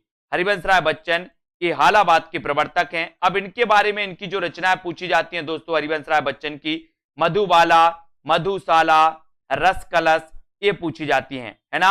और दोस्तों ये हालाबाद के प्रवर्तक माने जाते हैं, है ना। इन्हें छई रोमांस का कवि भी कहा जाता है या प्रेम और मस्ती का काव्य भी इन्हें कहा जाता है, इनके काव्य को, ठीक है। इनको भी याद रख लेना, ठीक है। और दोस्तों ये जो हालाबाद के प्रवर्तक हैं वो कौन है? तो वो हैं हरिवंश राय बच्चन। मासलबाद के प्रवर्तक कौन है? तो मासलबाद के प्रवर्तक माने जाते हैं रामेश्वर शुक्ल अंचल। मासलबाद के प्रवर्तक रामेश्वर शुक्ल अंचल। हालाबाद के प्रवर्तक दोस्तों कौन माने जाते हैं? हालाबाद के माने जाते हैं अपने हरिवंश राय बच्चन, है ना। दिनकर की रचनाओं का सही अनुक्रम रेखांकित कीजिए। ओंकार, रेणुका, रसवंती, उर्वशी, इनका क्रम आपको बताना है। और दोस्तों आपको क्या करना है, आपको जिन भी साथियों ने अभी तक ऐप डाउनलोड नहीं किया सेल्फ स्टडी क्लासेस का ऐप, अगर आप डाउनलोड नहीं कर पाए हैं तो ऐप को डाउनलोड कर लें, ठीक है। ऐप को आप डाउनलोड कर लेते हैं दोस्तों तो आपको वहां पर हिंदी साहित्य का संपूर्ण कोर्स लॉन्च किया गया, जिसकी फीस दोस्तों, है ना, 50% से ज्यादा ऑफ में दोस्तों ये मात्र 30 तारीख तक आपको 1100 रुपए में टीजीटी, पीजीटी या फिर दोस्तों आप जूनियर टेट एग्जाम की तैयारी कर रहे हैं तो इनको याद करना है। इनको दोस्तों आप एडमिशन इसमें ले सकते हैं, है ना, हिंदी साहित्य के। और ओंकार, रेणुका, रसवंती और उर्वशी ये जो रचना है ये इनकी क्रमबद्ध हो जाएंगी, यानी कि उत्तर चला जाता है आपका ओंकार, है ना। ओंकार, रेणुका, रसवंती और उर्वशी, यानी कि आपका जो ये नंबर है वो बिल्कुल सही है, ठीक है। ये नंबर आपका राइट आंसर हो जाएगा। अब थोड़ा सा यहां पर देख लेते, इनका विस्तृत अध्ययन देख लेते यहां पर, है ना।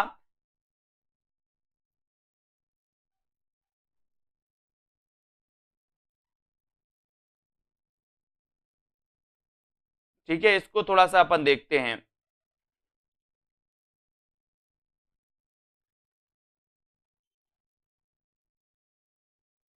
है ना। वैसे ये जो बी नंबर है दोस्तों, ये बी नंबर सही होगा, इसका बी नंबर, रेणुका, रसवंती, उर्वशी और ओंकार, ठीक है, बी नंबर।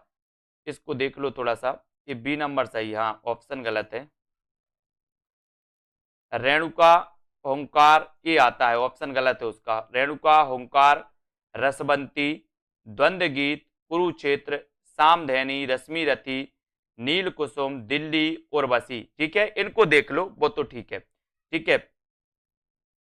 गलत है, वो ऑप्शन गलत है। रेणुका, ओंकार, रसवंती, ठीक है, द्वंद्व गीत, कुरुक्षेत्र, सामधेनी, रश्मि रति, है ना, नील कुसुम, दिल्ली, उर्वशी, परशुराम की प्रतीक्षा, आत्मा की आंखें, हारे के हरिनाम, है ना, धूप और धुआं, नीम के पत्ते और इतिहास के आंसू, ये रचनाएं आपको याद रख लेना, ठीक है। ये हमेशा पूछी जाती हैं। अगला क्वेश्चन यहां पर देखो, अगला क्वेश्चन है रचनाकारों के सामने रचनाओं को हमें सुमेलित करना है। सतरंगिणी, है ना, और बताना है सतरंगिणी, सतरंगी पंखों वाली, अरिमा या फिर ऋतंबरा, बताइए। सतरंगिणी, निराला, सतरंगी पंखों वाली, अरिमा या फिर ऋतंबरा, ये रचनाएं किसकी हैं?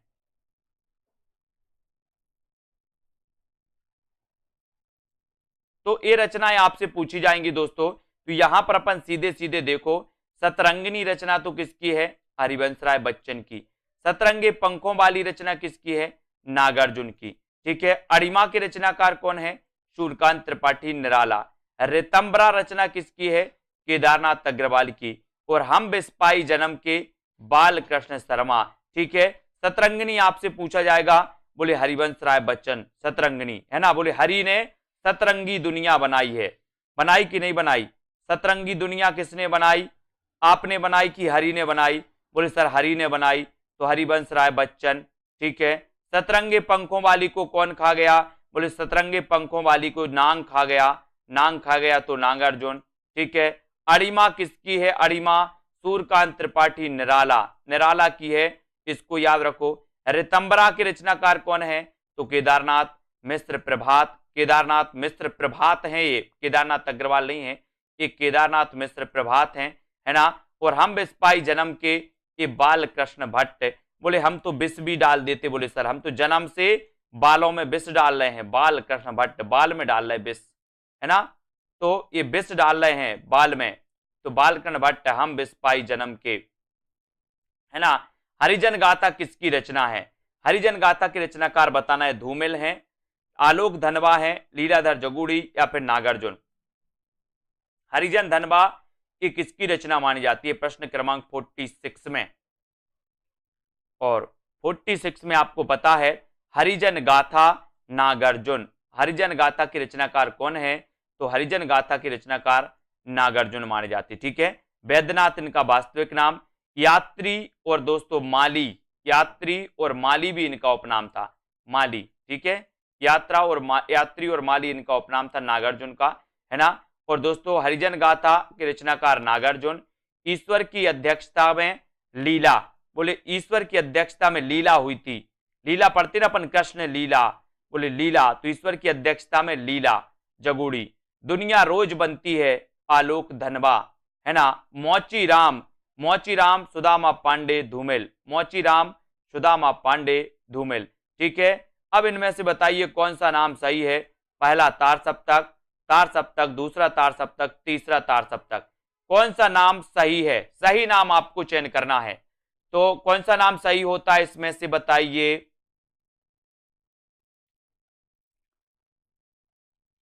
कौन सा नाम सही होगा? तार सप्तक अपन पढ़ते हैं और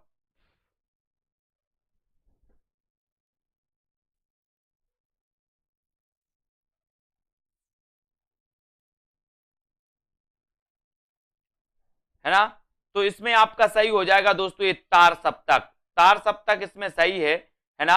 बाकी दूसरा तीसरा सप्तक चौथा सप्तक ये भी सही है, दूसरा तार सप्तक तीसरा तार सप्तक, लेकिन इसमें दोस्तों ये जो गलत है पहला तार सप्तक गलत है। ठीक है। यहां पर ऐसा क्वेश्चन पूछा जाता कौन सा सही नहीं है, सही नहीं है तो पहला तार सप्तक सही नहीं है, बाकी दूसरा तो तार सप्तक है ही, तीसरा है, चौथा है ना। तो तार सप्तक दोस्तों ये तार सप्तक सही हो जाएगा सी नंबर। दूसरा तार सप्तक 51, तीसरा सप्तक 59, चौथा सप्तक 79। इन सभी तार सप्तकों का संपादन सच्चिदानंद हीरानंद बादशाह अज्ञे ने किया था। ठीक है। तो अज्ञे के बारे में आपको पता ही है, प्रथम द्वितीय तृतीय ये तार सप्तक इन्होंने याद रखे थे। ठीक है। अब यहाँ पर पढ़ते हैं ए नंबर पढ़ते हैं। यहाँ पर ये प्रभात फेरी के रचनाकार कौन है? सीधा सीधा इनको देख लेते हैं, इनको थोड़ा सा पढ़ लेते हैं। मधुलिका की रचनाकार कौन है? तो रामेश्वर शुक्ल अंचल है। प्रभात फेरी किसकी रचना है? नरेंद्र शर्मा की है प्रभात फेरी। प्रणभंग की रचनाकार कौन है? रामधारी सिंह दिनकर, है ना। काठमांडू की पहली सांझ शिवमंगल सिंह सुमन। मौर्य विजय की रचनाकार कौन है? सियाराम शरण गुप्त। अब आपसे पूछा जाएगा मधुलिका के रचनाकार कौन है? आप क्या बताओगे? रामेश्वर शुक्ल अंचल है। प्रभात फेरी ये किसकी रचना है? नरेंद्र शर्मा की। प्रणभंग रामधारी सिंह दिनकर, है ना। काठमांडू की पहली सांझ शिवमंगल सिंह सुमन। मौर्य विजय की रचनाकार कौन है? तो सियाराम शरण गुप्त। ठीक है। अगला क्वेश्चन इस प्रकार से आपको बताना है कि रचना किस किस की है। मौर्य विजय की रचनाकार कौन है? राखी की चुनौती किसकी रचना है? ठीक है। और दोस्तों राष्ट्रीय तरंग ये किसकी है? या फिर विप्लव, है ना, या फिर सतरंगे पंखों वाली ये रचनाएं किसकी हैं? इन रचनाओं को आपको बताना है तो ये रचनाएं किसकी मानी जाती हैं। तो इन रचनाओं को भी अपन फिर से सीधा सीधा देखेंगे। ये रचनाएं यहाँ से पढ़ना है अपन को कि सियाराम शरण गुप्त की तो मौर्य विजय, है ना। बालकृष्ण शर्मा की विप्लव गायन की रचनाकार कौन है? बालकृष्ण शर्मा नवीन।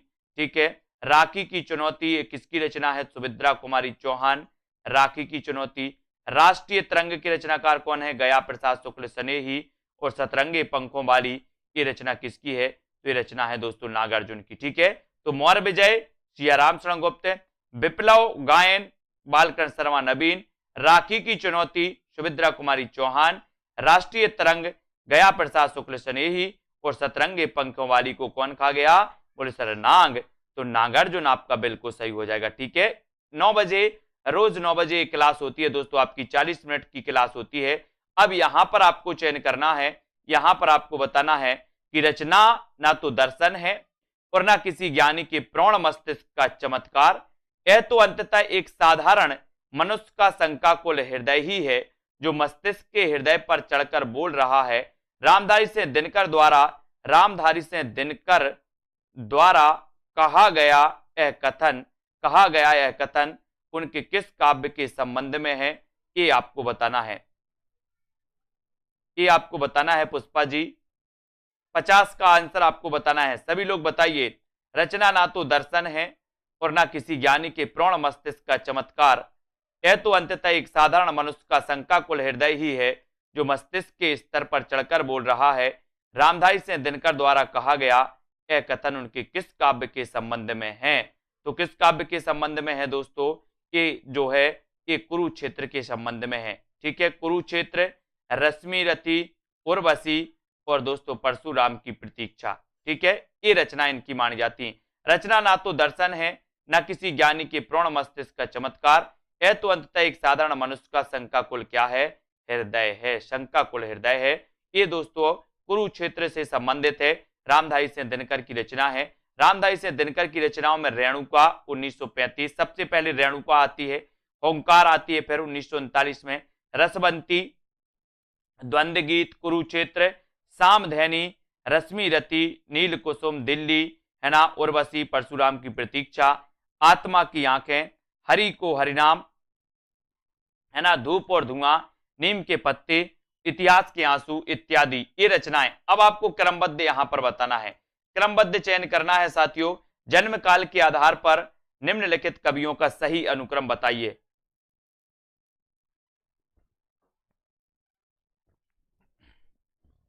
जन्म काल के आधार पर निम्नलिखित कवियों का सही अनुक्रम क्या हो जाएगा?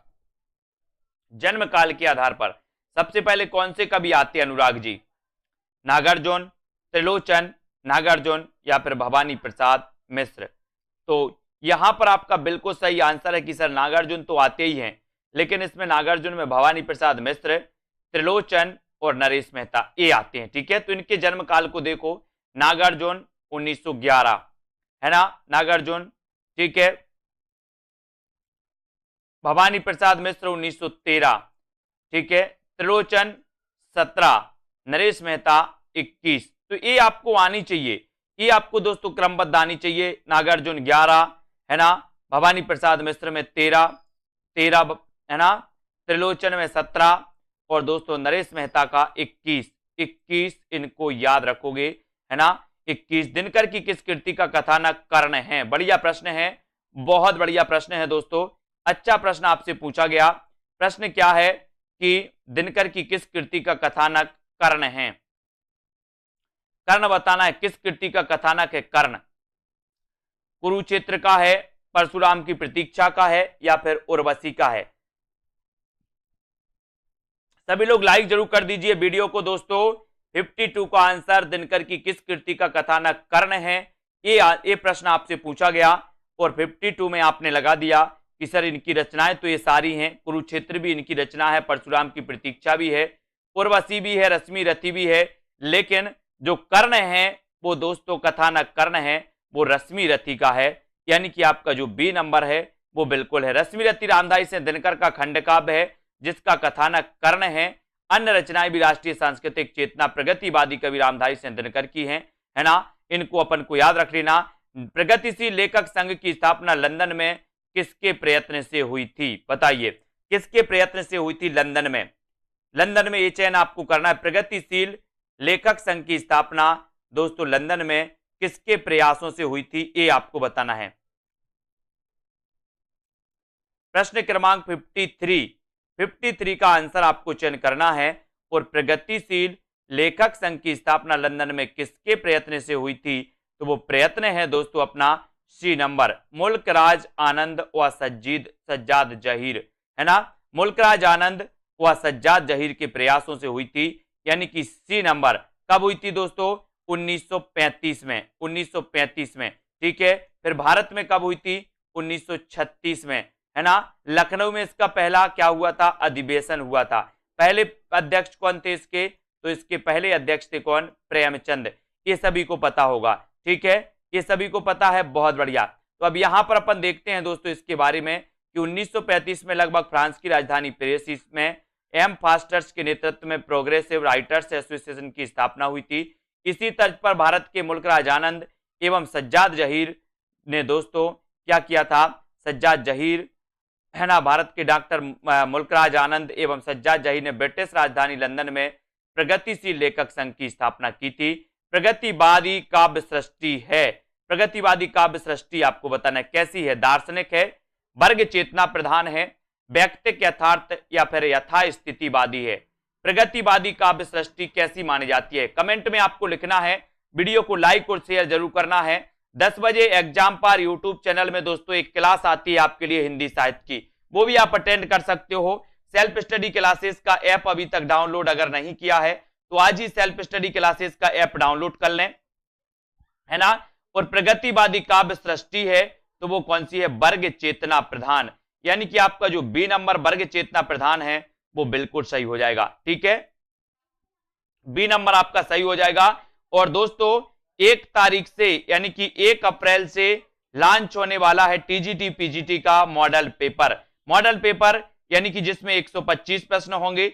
125 में व्याकरण के भी प्रश्न होंगे, हिंदी साहित्य के भी प्रश्न होंगे, संस्कृत के भी प्रश्न होंगे। तो कुल मिला के 125 प्रश्नों का जो मॉडल पेपर टीजीटी पीजीटी में आता है वो लॉन्च होने वाला है 1 अप्रैल से, ठीक है, 1 अप्रैल से लॉन्च होगा। तो जिन भी साथियों को लेना है, शुरुआत में विशेष छूटें भी रहेंगी जैसी भी रहें, है ना। इनमें से कौन सी रचना केदारनाथ अग्रवाल की नहीं है? तो आपको पता है, बोले सर केदारनाथ अग्रवाल की बात करोगे तो युग की गंगा इनकी रचना है ना। नींद के बादल भी इनकी रचना है, ये भी आपको याद रख लेना है, ठीक है, याद रख लेना है,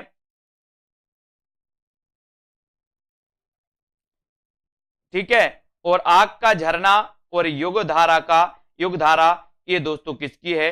ये केदारनाथ अग्रवाल की रचना नहीं है, ये तो किसकी है? ये तो रचना नागार्जुन की है। किसकी है? नागार्जुन की। इसको याद रख लेना। युगधारा की आज का जो अपना पहला प्रश्न है यहां पर आपको बताना है, यहां तक अपन ने पढ़ लिया था। अगला क्वेश्चन है आपका, फूल नहीं रंग बोलते हैं, फूल नहीं रंग बोलते हैं कि रचनाकार कौन माने जाते हैं? इसका उत्तर आपको बताना है। केदारनाथ अग्रवाल, नागार्जुन, त्रिलोचन या फिर नरेश मेहता। अपन ने दोस्तों प्रगतिवाद के बारे में पढ़ा था कि सर प्रगतिवाद का जो उदय होता है वो होता है 1936 में। प्रगतिवाद के प्रवर्तक कौन है? सुमित्रानंदन पंत। छायावाद के अंत की घोषणा किस रचना से मानी जाती है? तो वो रचना है कौन सी? युगांत। किसकी रचना है? युगांत। तो युगांत के रचनाकार अपन ने पढ़ा था कि युगांत के जो रचनाकार हैं वो रचनाकार हैं दोस्तों कौन से? सुमित्रानंदन पंत। ये भी अपन ने एक बार पढ़ लिया, ठीक है। अब दोस्तों आपको बताना है कि फूल नहीं रंग बोलते हैं, ये रचना किसकी है? तो आप लोगों को बिल्कुल पता है। बोले सर केदारनाथ गए हो आप, केदारनाथ धाम गए हैं ना बहुत सारे, केदारनाथ में फूल नहीं रंग बोलते हैं। बोले सर वहां के, है ना, फूल नहीं रंग बोलते कहां पर? केदारनाथ में। तो आपका ए नंबर केदारनाथ अग्रवाल बिल्कुल सही हो जाएगा, ठीक है। फिर बढ़ते हैं दोस्तों अगले क्वेश्चन की ओर। यहां पर आते हैं, फूल नहीं रंग बोलते, है ना। युग की गंगा, युग की गंगा, नींद के बादल, आग का आईना, अपूर्वा, समय समय पर, है ना, इत्यादि दोस्तों केदारनाथ अग्रवाल की रचनाएं मानी जाती हैं। और केदारनाथ अग्रवाल प्रगतिवादी काव्यधारा से संबंधित हैं, यानी कि ये प्रगतिवाद के कवि माने जाते हैं। कौन दोस्तों? अग्रवाल, केदारनाथ अग्रवाल, ठीक है। बात करें दोस्तों नागार्जुन की, तो नागार्जुन की रचनाओं में युगधारा, सतरंगे पंखों वाली, प्यासी पथराई आंखें, भस्मांकुर, तुमने कहा था, ये सभी रचनाएं किसकी हैं? नागार्जुन की मानी जाती हैं, ठीक है। बात करें दोस्तों मिट्टी की बारात, तो मिट्टी की बारात 2 लोगों ने रचना की दोस्तों इस नाम से, है ना। आपको पता है मिट्टी की बारात, कभी आपसे पूछा जाए कि मिट्टी के बारात के रचनाकार कौन है, तो दोस्तों दो कवि कौन कौन से हैं? एक कवि हैं त्रिलोचन, दूसरे कवि हैं शिवमंगल सिंह सुमन। तो मिट्टी की बारात दो कवियों की रचनाएं हैं जिनको आपको याद रख लेना है, ठीक है। अब दोस्तों निशा निमंत्रण की रचनाकार आपको बताना है, निशा निमंत्रण की रचनाकार कौन है। कई बार एक क्वेश्चन आता है, इस क्वेश्चन के लिए हमें तैयार रहना है, बात करना है निशा निमंत्रण की, है ना। तो जब निशा होती है दोस्तों तो हम क्या करते हैं, बोले हम हरि का भजन करते हैं, निशा के समय हरि का भजन करते हैं। तो ये निशा निमंत्रण की रचनाकार कौन हो जाएंगे, हरिवंश राय बच्चन होंगे या फिर वीरेंद्र मिश्र होंगे, है ना। तो यहां पर आपको बिल्कुल सही है, बोले सर जैसे ही निशा होती है हम हरि को निमंत्रण देते हैं, हरि की आरती करते हैं, है ना, हरि यानी कि भगवान की। तो ये हरिवंश राय बच्चन, यानी आपका उत्तर विकल्प नंबर जो बी है वो बिल्कुल सही हो जाएगा, ठीक है। प्रणय मूलक व्यक्तिक काव्यधारा के अंतर्गत प्रेम और मस्ती की कविताएं लिखने वाले हरिवंश राय बच्चन। निशा निमंत्रण इनकी एक रचना है।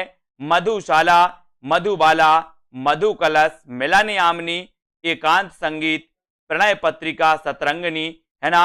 ये सारी रचनाएं दोस्तों इनकी मानी जाती हैं। और आपको पता है एक क्वेश्चन और इनसे पूछा जाता है कि हालाबाद के प्रवर्तक कौन है। हालाबाद के प्रवर्तक आपसे पूछा जाता है, हालाबाद के प्रवर्तक कौन है। फिर पूछा जाता है मासलवाद के प्रवर्तक कौन है ना। तो आपको याद रख लेना, हालाबाद के प्रवर्तक हरिवंश राय बच्चन, मासलवाद के प्रवर्तक रामेश्वर शुक्ल अंचल, है ना। ये चीज भी याद रख लेना। और दोस्तों जो हरिवंश राय बच्चन हैं इनकी आत्मकथा क्या भूलूं क्या याद करूं, है ना, ये आपने पढ़ी होगी, 4 भागों में प्रकाशित है और कई बार ये पूछी गई है ना। तो हिंदी साहित्य में मार्क्सवादी चेतना की अभिव्यक्ति जिस काव्यधारा में देखने को मिलती है उस धारा को क्या कहा जाता है, आपको बताना है। प्रगतिवादी, प्रयोगवादी, जनवाद या फिर कविता। अगर आपने अभी तक self study classes app download नहीं किया है तो देर ना करें दोस्तों, अभी self study classes app download करें। और मार्क्सवाद की जब भी बात होती है तो हम बात करते हैं प्रगतिवाद की, है ना। प्रगतिवाद दोस्तों आपको पता है कि मार्क्सवाद यानी कि दोस्तों समाजवाद, साम्यवाद से प्रभावित माना जाता है, ये आपको याद रख लेना। हम पढ़ते हैं कि राजनीति में जो मार्क्सवाद है ना, या साम्यवाद है, वही दोस्तों साहित्य में क्या है, प्रगतिवाद है। प्रगतिवाद के प्रवर्तक पंत को माना जाता है। प्रगतिवाद दोस्तों आपको पता है कि इसमें यथार्थता का चित्रण मिलता है। इस प्रगतिवादी जो रचनाएं होती हैं उन्होंने दोस्तों यथार्थ का वर्णन किया है, उन्होंने कल्पना के आधार पर रचनाएं नहीं की, है ना। हिंदी साहित्य में मार्क्सवादी चेतना की अभिव्यक्ति प्रगतिवादी काव्यधारा के रूप में देखने को मिलती है। और प्रगतिवादी काव्य की मूल चेतना कार्ल मार्क्स के द्वंद्वात्मक भौतिकवाद से दोस्तों अनुप्राणित है। और मार्क्स की भौतिकवादी विचारधारा का प्रभाव हिंदी के उन साहित्यकारों पर पड़ा जो सामाजिक यथार्थ तथा शोषण के विरुद्ध विचारों को साहित्य में अभिव्यक्त करने के क्या थे, पक्षपाती थे, है ना। ये भी आपको याद रखना है दोस्तों इसके बारे में। और अगला क्वेश्चन यहां पर बताना है कि मधुशाला का प्रकाशन वर्ष क्या है। आपको पता है दोस्तों 1936 में भारत के लखनऊ में, कहां पर, लखनऊ में एक दोस्तों लेखक संघ की स्थापना हुई थी। तो वो लेखक संघ की स्थापना हुई थी दोस्तों कब, 1936 में। इसकी प्रथम अध्यक्षता की थी किसने, प्रेमचंद ने, ये भी आपको याद रख लेना। और मधुशाला का प्रकाशन वर्ष आपको बताना। सबसे पहले तो ये चीज आपको पता होनी चाहिए कि मधुशाला के दोस्तों रचनाकार कौन है ना। तो मधुशाला के जो रचनाकार माने जाते हैं, मधुशाला, मधुबाला, मधु कलश, निशा निमंत्रण, है ना, ये सभी जो रचनाकार इनके माने जाते हैं नितिका जी, वो कौन माने जाते हैं, वो माने जाते हैं हरिवंश राय बच्चन, ठीक है। हरिवंश राय बच्चन को हालाबाद का प्रवर्तक माना जाता है, ये भी आपको याद रख लेना, है ना। हरिवंश राय बच्चन दोस्तों इनके बारे में आपको याद रख लेना, हरिवंश राय बच्चन के बारे में। और इनकी मधुशाला रचना 1935 की है, 1935, यानी कि आपका उत्तर हो जाता है विकल्प नंबर 1। और जब 1935 की बात आती है तो आपको याद रख लेना कि सर 1935 में एक महाकाव्य लिखा गया था। कौन सा महाकाव्य लिखा गया था, वो लिखा गया था कौन सा, कामायनी। कौन सा लिखा गया था, कामायनी। ये भी आपको याद रख लेना, ठीक है। मधुशाला का प्रकाशन वर्ष 1935 है। 1936 में मधुबाला, 37 में मधुकलश ये प्रकाशित हुई थी दोस्तों, इनको याद रख लेना। और आपको पता है कि अपन बोलते ना कि बैर कराते मंदिर मस्जिद और मेल कराती मधुशाला, है ना। ये दोस्तों वही मधुशाला जो है, ये रचना है मधुशाला, मधुकलश और मधुबाला, इनको याद रख लेना। ये रचनाएं किसकी हैं ये आपको पता होनी चाहिए, क्योंकि एग्जाम में हमेशा पूछी जाती हैं। नागार्जुन किस काव्यधारा के कवि हैं? प्रश्न क्रमांक आपसे पूछा जाता है 62। नागार्जुन के बारे में आपको बताना है कि नागार्जुन किस काव्यधारा के कवि माने जाते हैं। ये प्रगतिवादी कवि हैं, ये प्रयोगवादी कवि हैं, ये कविता के संबंधित हैं, ये समकालीन कवि हैं। नागार्जुन किस काव्यधारा के कवि माने जाते हैं ये आपको लिखना है, प्रगतिवाद के या फिर प्रयोगवाद के। और आपका बिल्कुल सही आंसर, एकदम जो राइट आंसर हो जाता है उसको अपन को बताना है। और आंसर हो जाता है आपका, बोले सर नागार्जुन की अगर बात करते हो तो नागार्जुन का वास्तविक नाम क्या था? एक क्वेश्चन यहां से बनता है दोस्तों कि नागार्जुन का वास्तविक नाम था क्या? वैद्यनाथ, है ना। नागार्जुन मैथिली में किस नाम से लिखते थे? तो नागार्जुन मैथिली में लिखते थे यात्री नाम से, है ना। और इनका वास्तविक नाम था वैद्यनाथ। और दोस्तों नागार्जुन प्रगतिवादी कवि थे, है ना। ये भी आपको याद रख लेना। कहीं आओ रानी हम ढाएंगे पालकी और यही हुई है राय जवाहरलाल की, है ना। नागार्जुन, केदारनाथ अग्रवाल, रांगे राघव, शिव मंगल सिंह सुमन, त्रिलोचन, भारत भूषण अग्रवाल, सोम ठाकुर, नीरज बलबीर सिंह, है ना, आदि प्रगतिवादी कवि माने जाते हैं दोस्तों। इनको अपन को याद रख लेना। इनका वास्तविक नाम था वैद्यनाथ मिश्र, मैथिली में यात्री नाम से लिखते थे, है ना। और इनकी रचनाएं कविताएं बादल को घिरते देखा, पाषाणी, रविंद्र के प्रति, सिंदूर तिलकित भाल, ये रचनाएं मानी जाती हैं दोस्तों, है ना।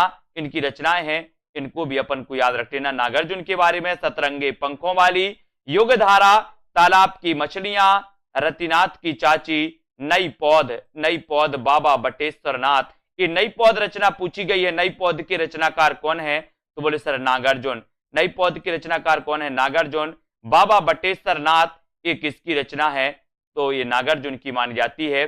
अगला क्वेश्चन है, शोषक वर्ग के प्रति घृणा का भाव किस युग की कविता की मुख्य प्रवृत्ति रही है?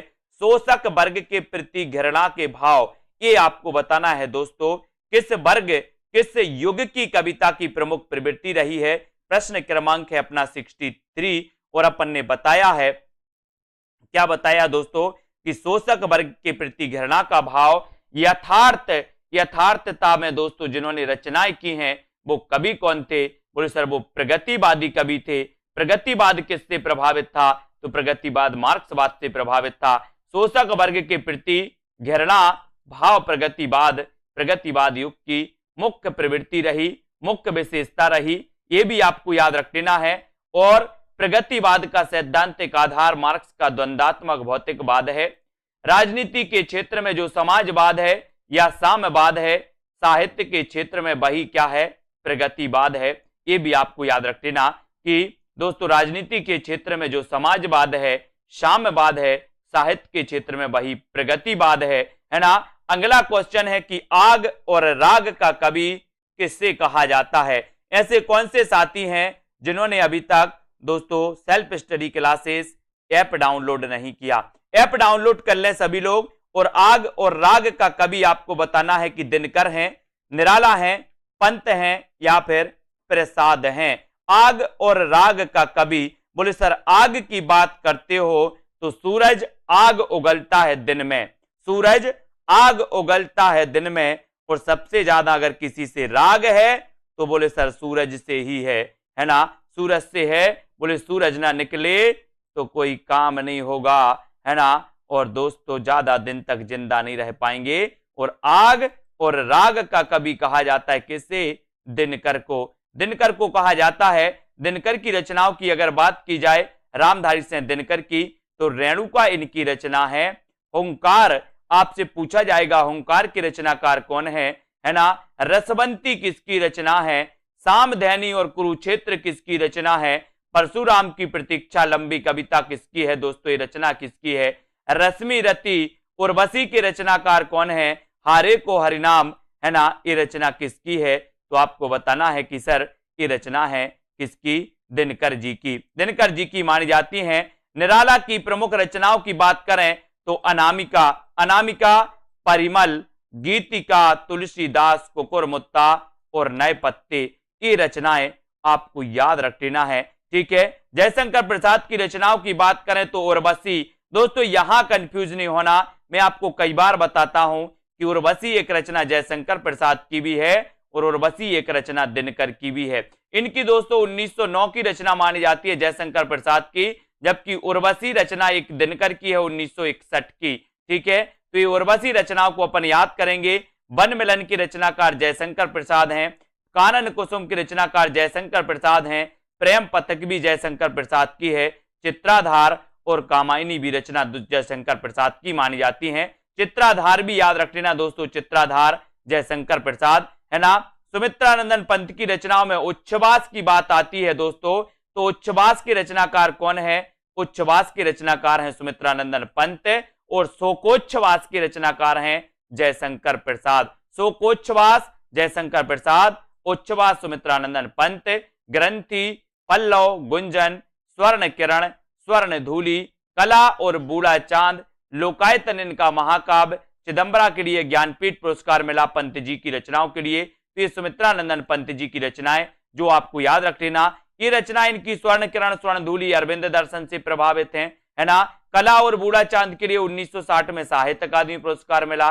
ठीक है, लोकायतन इनका महाकाव्य गांधी जी के जीवन पर आधारित है पंत जी का। चिदंबरा के लिए 1968 में दोस्तों इन्हें क्या मिला था? ज्ञानपीठ पुरस्कार मिला था। इन सारी चीजों को आपको याद रखना है। कुरुक्षेत्र का मुख्य प्रतिपाद्य क्या है? कुरुक्षेत्र किसकी रचना? सबसे पहले तो ये बताना है आपको। तो कुरुक्षेत्र के रचनाकार माने जाते हैं दोस्तों कौन? दिनकर जी। और इनका मुख्य प्रतिपाद्य क्या है, इसके बारे में अपन चर्चा करेंगे यहां पर। और भी विकल्प आपको यहां पर दिए गए और आपका राइट आंसर है कि जब तक संसार में सद्भावना, शांति, समता और न्याय की प्रतिष्ठा नहीं होती तब तक युद्ध अनिवार्य है, तब तक युद्ध अनिवार्य है। राष्ट्रीय सांस्कृतिक चेतना के कवि रामधारी सिंह दिनकर की प्रमुख रचना कौन सी है? कुरुक्षेत्र। एक प्रबंध काव्य है जिसका मुख्य प्रतिपाद्य है दोस्तों कि जब तक संसार में सद्भावना, शांति, समता और न्याय की प्रतिष्ठा नहीं होती युद्ध अनिवार्य है ना। कुरुक्षेत्र में अगला क्वेश्चन, रामधारी सिंह दिनकर के अनुसार कुरुक्षेत्र में किसका आलंबन लेकर उन्होंने महत्वपूर्ण प्रश्न को कृति में उपस्थित किया है? आंसर बताना है आपको, सभी लोग बताएंगे। यहां पर राइट आंसर क्या हो जाएगा? जिन भी साथियों ने अभी तक लाइक नहीं किया है वो प्लीज एक बार लाइक कर देंगे, है ना। और साथियों रामधारी सिंह दिनकर के बारे में आपको बताना है कि किसका अवलंबन लेकर के दोस्तों इन्होंने बताइए। प्रश्न क्रमांक है आपका 66 और 66 में आपका बिल्कुल सही आंसर आपको बताना है कि महत्वपूर्ण प्रश्न को कृति में उपस्थित किया है तो वो दोस्तों भीष्म और युधिष्ठिर, भीष्म और युधिष्ठिर, ये आपको याद रख लेना है। ठीक है, फिर दोस्तों अगले क्वेश्चन की ओर जाते हैं, अगले क्वेश्चन की ओर बढ़ते हैं। रामधारी सिंह दिनकर ने अपने काव्य कुरुक्षेत्र में भीष्म और युधिष्ठिर का आलंबन यानी कि विषय लेकर उन्होंने महत्वपूर्ण प्रश्न को कृति में उपस्थित किया है। इसको याद रख लेना है। किसने लिखी ये पंक्तियां? ये पंक्तियां आपको बताना है दोस्तों, ये पंक्तियों के रचनाकार कौन है ये आपको बताना है कि ये पंक्तियां हैं अपनी। इस पंक्तियों के रचनाकार कि कुरुक्षेत्र ना तो दर्शन है ना किसी जानी के प्राण, है ना, मस्तिष्क का चमत्कार है, यानी के, है ना, यह तो अंततः एक साधारण मनुष्य का शंकाकुल हृदय ही है जो मस्तिष्क के स्तर पर चढ़कर बोल रहा है। जल्दी से इसके बारे में आपको बताना है कि ये जो पंक्तियां हैं वो पंक्तियां किसकी हैं, बताइए। ये पंक्तियां बताना, ये पंक्तियां किसकी हैं, इसका राइट आंसर आपको चयन करना है। इस पंक्ति के रचनाकार कौन है? तो यहां पर आपका जो सबसे अच्छा और सही आंसर हो जाएगा, सटीक आंसर हो जाएगा, वो हो जाएगा रामधारी सिंह दिनकर, है ना। डी नंबर आपका सही हो जाएगा। कुरुक्षेत्र के संदर्भ में रामधारी सिंह दिनकर का कथन है कि कुरुक्षेत्र ना तो दर्शन है ना किसी ज्ञानी के प्रौढ़ मस्तिष्क का चमत्कार है, यह तो अंततः एक साधारण मनुष्य का शंकाकुल हृदय ही है जो मस्तिष्क के स्तर पर चढ़कर बोल रहा है। और ये कथन किसका है आपसे पूछा गया तो आपने बता दिया कि सर ये तो दिनकर जी का है। किसका है? दिनकर जी का। सभी लोग लाइक जरूर कर दें एक बार साथियों, है ना। आत्मा का संग्राम आत्मा से, देह का संग्राम देह से जीता जाता है। रामधारी सिंह दिनकर का यह कथन किस कृति के संदर्भ में कहा गया है? बताइए। आत्मा का संग्राम आत्मा से, देह का संग्राम देह से, रामधारी सिंह दिनकर का यह कथन किस कृति के संदर्भ में कहा गया? प्रश्न क्रमांक 68 का आंसर सभी लोगों को बताना है। उत्तर क्या हो जाएगा? उत्तर बताना है। 68 का आंसर आपको बताना है। आत्मा का संग्राम आत्मा से और देह का संग्राम देह से। फ्री मटेरियल भी ऐप पर बहुत सारा है, फ्री मटेरियल भी है ऐप पर, और दोस्तों पेड क्लासेस का पेड जो कोर्स है वो भी ऐप पर है ना। तो जिनको फ्री पढ़ना वो फ्री भी पढ़ सकते हैं। आत्मा का संग्राम आत्मा से और देह का संग्राम देह से, यानी कि यहां पर आपका कुरुक्षेत्र बिल्कुल सही है। सी नंबर आपका सही हो जाएगा। आत्मा का संग्राम आत्मा से और देह का संग्राम देह से जीता जाता है। यह कथन रामधारी सिंह दिनकर ने अपनी रचना कुरुक्षेत्र में कही है। कुरुक्षेत्र में भीष्म और युधिष्ठिर के माध्यम से धर्म रक्षा हेतु युद्ध की आवश्यकता सिद्ध की गई है। इसको आपको याद रख लेना। अब यहां पर आते हैं दोस्तों, प्रगतिवादी काव्य किस विचारधारा से प्रेरित है? प्रगतिवादी काव्य आपको बताना है कि किस विचारधारा से प्रेरित है। क्वेश्चन कई बार पूछा गया है, कई एग्जामों में पूछा गया है, इसलिए सभी को तैयार रहना है। प्रगतिवादी काव्य के बारे में आपको बताना है ना, कि किससे प्रेरित माना जाता है? बताइए। प्रगतिवादी काव्य किस विचारधारा से प्रभावित है? कमेंट में जल्दी से आपको लिखना है। 4 विकल्प हैं आपके सामने, आदर्शवाद, मार्क्सवाद, अस्तित्ववाद और गांधीवाद, है ना। तो प्रगतिवाद काव्य किस विचारधारा से प्रेरित माना जाता है, ये उत्तर आपको चयन करना था और आपने उत्तर बिल्कुल आसानी से बता दिया कि मार्क्सवाद से प्रभावित माना जाता है, यानी कि आपका उत्तर बी नंबर बिल्कुल सही है। ठीक है। प्रगतिवादी काव्यधारा मार्क्सवादी विचारधारा से प्रेरित है और इस विचारधारा के प्रमुख कवि नागार्जुन, त्रिलोचन, है ना, शास्त्री, केदारनाथ अग्रवाल आदि माने जाते हैं। अगला क्वेश्चन है, प्रस्तुत पंक्तियां किस कृति से ली गई हैं? अगला यहां पर पंक्ति आपको दी है कि इस व्यक्तिक भोगवाद से फूटी विष की धारा तड़प रहा है जिसमें पढ़कर मानव समाज यह सारा। ये बताना है कि दोस्तों ये पंक्ति किसकी है? सरोज स्मृति, राम की, शक्ति पूजा, कामायनी या फिर कुरुक्षेत्र। ये पंक्तियां कहां से ली गई हैं? 70 का आंसर आपको चयन करना है। 70 का आंसर आपको बताना है और 70 में आपका उत्तर हो जाएगा, इस व्यक्तिक भोगवाद से फूटी विष की धारा तड़प रहा है जिसमें पढ़कर मानव समाज यह सारा। उत्तर चला जाता है कुरुक्षेत्र। कुरुक्षेत्र यानी कि आपका डी नंबर बिल्कुल सही हो जाएगा, है ना। कुरुक्षेत्र आपका राइट आंसर है दोस्तों। ये पंक्तियां ली गई हैं कुरुक्षेत्र से, है ना। दिनकर कृत कुरुक्षेत्र से दोस्तों ये पंक्तियां ली गई हैं। राम की शक्ति पूजा निराला की दोस्तों लंबी कविता है, इसको याद करना। कामायनी के रचनाकार जयशंकर प्रसाद है। सबको मुक्त प्रकाश चाहिए, सबको मुक्त समीरण, बाधा रहित विकास मुक्त, है ना, आशंकाओं से जीवन। ये पंक्तियां किससे ली गई हैं? ये पंक्तियां आपको बताना है कि सबको मुक्त प्रकाश चाहिए, सबको मुक्त समीरण, बाधा रहित विकास। ये पंक्तियां कहां से ली गई हैं? तो यहां पर आपको बताना था। और ये सबको मुक्त प्रकाश चाहिए, ये जो पंक्तियां हैं ये पंक्तियां ली गई हैं दोस्तों कहां से? कुरुक्षेत्र से। कुरुक्षेत्र यानी कि आपका उत्तर चला जाता है विकल्प नंबर सी की तरफ। सी नंबर आपका बिल्कुल सही हो जाता है। सबको मुक्त प्रकाश चाहिए, ये दोस्तों दिनकर की पंक्ति है और ये ली गई है काय से? कुरुक्षेत्र से। अगला क्वेश्चन आपको चयन करना है कि कुरुक्षेत्र के प्रथम सर्ग का प्रारंभ किस पंक्ति से होता है? किस पंक्ति से होता है? 72 का आंसर बताना है। देश की इज्जत बचाने के लिए ईस जाने देश का लज्जा विषय, या वह कौन रोता है वहां तत्व है कि कोई केवल आवरण। इसके बारे में कुरुक्षेत्र के प्रथम सर्ग का प्रारंभ किस पंक्ति से माना जाता है? इसका उत्तर आपको चयन करना है। 72 का आंसर आपको चयन करना है। और यहां पर ये दोस्तों प्रथम सर्ग का प्रारंभ कुरुक्षेत्र का माना जाता है कि दोस्तों ये क्वेश्चन कई बार आया है, कुरुक्षेत्र का प्रथम सर्ग का प्रारंभ किस पंक्ति से होता है? तब यहां पर आपका उत्तर चला जाता है वह कौन रोता है वहां, वह कौन रोता है वहां, इस पंक्ति से होता है। यानी कि आपका उत्तर हो जाता है विकल्प नंबर सी।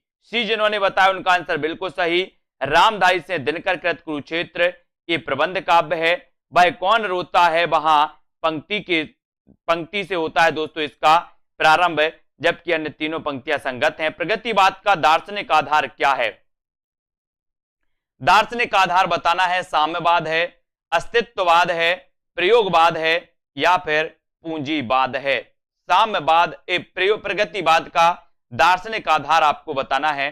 दार्शनिक आधार क्या है? प्रगतिवाद का दार्शनिक आधार आपको चयन करना है, यानी कि आपको उत्तर 73 का उत्तर बताना है। ये क्वेश्चन भी कई बार आया है कि प्रगतिवाद का दार्शनिक आधार क्या है, और बहुत सारे लोगों ने उत्तर बता भी दिया है कि सर अगर प्रगतिवाद के दार्शनिक आधार की बात करोगे तो राजनीति के क्षेत्र में जो साम्यवाद है ना, साहित्य के क्षेत्र में वही क्या है?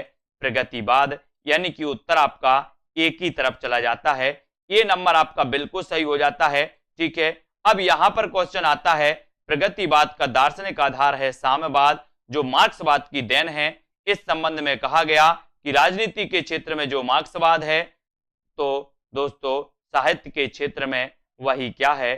साहित्य के क्षेत्र में वही प्रगतिवाद है ना। किस कवि को मार्क्सवादी चेतना का कवि माना जाता है? किस कवि को माना जाता है मार्क्सवादी चेतना का कवि? धर्मवीर भारती को, अज्ञे हरिवंश राय बच्चन को या फिर केदारनाथ अग्रवाल को? किस कवि को मार्क्सवादी चेतना का कवि माना जाता है? मार्क्सवादी चेतना का कवि।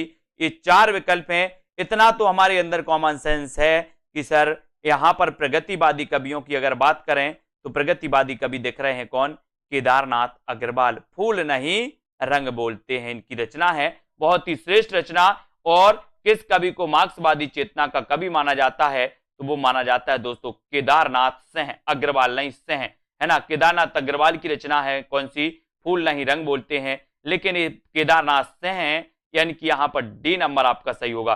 केदारनाथ सिंह और केदारनाथ अग्रवाल में दोस्तों कंफ्यूज नहीं होना, है ना। केदारनाथ सिंह को मार्क्सवादी चेतना का कवि कहा जाता है। इन्हें 2013 में ज्ञानपीठ पुरस्कार प्रदान किया गया दोस्तों, और 19 मार्च 2018 को इनका निधन हो गया था। किसका? केदारनाथ सिंह का, 2018 को, है ना। और ये दोस्तों केदारनाथ सिंह याद रख लेना, ये प्रगतिवादी चेतना के कवि माने जाते हैं, है ना। किसका संबंध रामधारी सिंह दिनकर से है? रामधारी सिंह दिनकर से बताना है किसका संबंध है, बताइए किसका संबंध है? कामाध्यात्म की समस्या, पौराणिक प्रसंग में भारत चीन युद्ध युगीन संदर्भ, या फिर युद्ध दर्शन या सुधारवाद? तो बताना है किसका संबंध दिनकर से है। दिनकर बताना है। कैन का कवि वो केदारनाथ अग्रवाल को, कैन का कवि। ठीक है, तो यहां पर आपका दोस्तों पौराणिक प्रसंग में भारत चीन युद्ध का युगीन संदर्भ, यानी कि आपका बी नंबर बिल्कुल सही हो जाएगा। ठीक है, बी नंबर यानी कि आपका ए नंबर जे, ए बी और सी।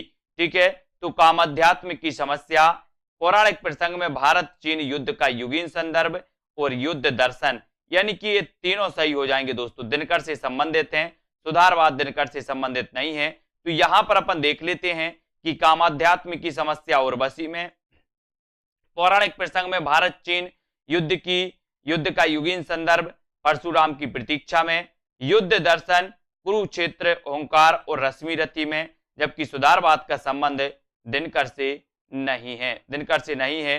76 का आंसर आपको बताना है कि किस कवि का संबंध प्रगतिवाद से नहीं है। प्रगतिवाद से नहीं है तो किसका संबंध नहीं है, ये आपको बताना है। किसका संबंध नहीं है प्रगतिवाद से? रामधरस मिश्र का है, त्रिलोचन का है, मुक्तिबोध या फिर दोस्तों नागार्जुन? किसका नहीं है पूछा गया। सभी लोग एक बार लाइक जरूर करेंगे, लाइक आपको जरूर करना है साथियों। ठीक है, आप एक बार लाइक करते हो, है ना, और एक क्लास आपके लिए दोस्तों कई बार आपको मिलने वाली है। ठीक है, और जिन भी साथियों ने अभी तक दोस्तों सब्सक्राइब किया है लेकिन बेल आइकन को नहीं दबाया, तो वो बेल आइकन को दबा दें, जिससे नोटिफिकेशन आपके पास हमेशा के लिए पहुंचेगा, रोज पहुंचेगा। जो भी क्लास होंगी उनका नोटिफिकेशन पहुंचेगा। ठीक है, तो अब किस कवि का संबंध प्रगतिवाद से नहीं है? तो बोले सर किस कवि का पूछा है, तो रामदरस मिश्र का नहीं है, यानी कि ये नंबर त्रिलोचन का तो है, मुक्तिबोध है, नागार्जुन भी है, ठीक है। तो एक नंबर आपका सही हो जाता है। यहां पर रामदरस मिश्र का संबंध प्रगतिवाद से नहीं है, जबकि मुक्तिबोध, त्रिलोचन तथा नागार्जुन प्रगतिवाद के कवि माने जाते हैं। अगला क्वेश्चन है, फूल नहीं रंग बोलते हैं किसका काव्य संग्रह है? बताइए, फूल नहीं रंग बोलते हैं, ये बताना। केदारनाथ अग्रवाल, नागार्जुन, त्रिलोचन शास्त्री या फिर रघुवीर सहाय। फूल नहीं रंग बोलते यानी कि 77 का आंसर हमें चयन करना है और आपका बिल्कुल सही आंसर हो जाता है फूल नहीं रंग बोलते हैं। उत्तर चला जाता है केदारनाथ अग्रवाल, फूल नहीं रंग बोलते हैं, यानी कि आपका जो एक नंबर है, ए नंबर है, वो बिल्कुल सही है। फूल नहीं रंग बोलते हैं ये केदारनाथ अग्रवाल का प्रमुख काव्य संग्रह है ना। युग की गंगा और दोस्तों मार प्यार की थापें, आग का आईना, अकाल और उसके बाद नागार्जुन की एवं ताप के ताए हुए दिन त्रिलोचन शास्त्री की रचना है। इनको हमें याद रख लेना है, ठीक है। और रघुवीर सहाय आत्महत्या के विरुद्ध के रचनाकार कौन है? तो रघुवीर सहाय। आत्महत्या के विरुद्ध के रचनाकार कौन है? रघुवीर सहाय, ठीक है। इनको याद रख लेना। अगला क्वेश्चन यहां पर बताना है दोस्तों, युग की गंगा किसकी रचना है? युग की गंगा किसकी रचना है? चार विकल्प हैं हमारे सामने। युग की गंगा के रचनाकार आपको चयन करना है, इसके रचनाकार कौन है? केदारनाथ से हैं, केदारनाथ अग्रवाल, केदारनाथ मिश्र प्रभात या फिर रामेश्वर शुक्ल। बताइए युग की गंगा के रचनाकार कौन है? सभी लोग लाइक जरूर कर दें, एक बार लाइक सभी लोग किया करें दोस्तों। युग की गंगा किसकी रचना है ये आपको बताना है। और जिन भी साथियों ने अभी तक सेल्फ स्टडी क्लासेस का दोस्तों क्या नहीं किया है ना, हाँ अलग अलग कवि हैं, केदारनाथ अग्रवाल अलग है, केदारनाथ से हैं अलग हैं, ठीक है। तो यहां पर याद रख लेना कि युग की गंगा किसकी रचना है? युग की गंगा दोस्तों इसके रचनाकार हैं केदारनाथ अग्रवाल, ठीक है। सेल्फ स्टडी क्लासेस का ऐप जरूर डाउनलोड कर लो साथियों। केदारनाथ अग्रवाल यानी बी नंबर। युग की गंगा किसकी रचना है? केदारनाथ अग्रवाल की। युग की गंगा रचना के रचनाकार केदारनाथ अग्रवाल हैं, है ना। इसके अतिरिक्त फूल नहीं रंग बोलते हैं, आग का आईना ये पूछी गई रचना, आग का आईना के रचनाकार कौन है? तो आप क्या बताओगे? आग का आईना केदारनाथ अग्रवाल। गुल मेहंदी, नींद के बादल, है ना, ये सभी मानी जाती हैं। नींद के बादल भी केदारनाथ में, बोले सर नींद के बादल सो गए थे, है ना। और गुल मेहंदी भी इनकी रचना है केदारनाथ अग्रवाल जी की। और ये प्रगतिवादी श्रेष्ठ कवि माने जाते हैं केदारनाथ अग्रवाल, ठीक है। इतनी चीजें तो सभी को पता है। और केदारनाथ अग्रवाल किस काव्यधारा के कवि हैं ये आंसर आपको बताना है। सरल आंसर, प्रश्न भी सही है आपके लिए और उत्तर भी आपको बताना है, तब आपका बिल्कुल सही। केदारनाथ अग्रवाल किस काव्यधारा के कवि माने जाते हैं? उत्तर चला जाता है दोस्तों आपका कि सर केदारनाथ अग्रवाल की बात करते हो तो प्रगतिवादी चेतना, प्रगतिवादी काव्यधारा के ये कवि माने जाते हैं, ठीक है। अब यहां पर देखो केदारनाथ अग्रवाल प्रगतिवादी या प्रगतिवाद के प्रमुख कवि हैं। प्रगतिवाद के अन्य प्रमुख कवि में त्रिलोचन का याद रख लेना, नागार्जुन, ठीक है, और शिवमंगल सेन सुमन। और दोस्तों ये शिवमंगल सेन सुमन, नागार्जुन, त्रिलोचन ये सभी माने जाते हैं।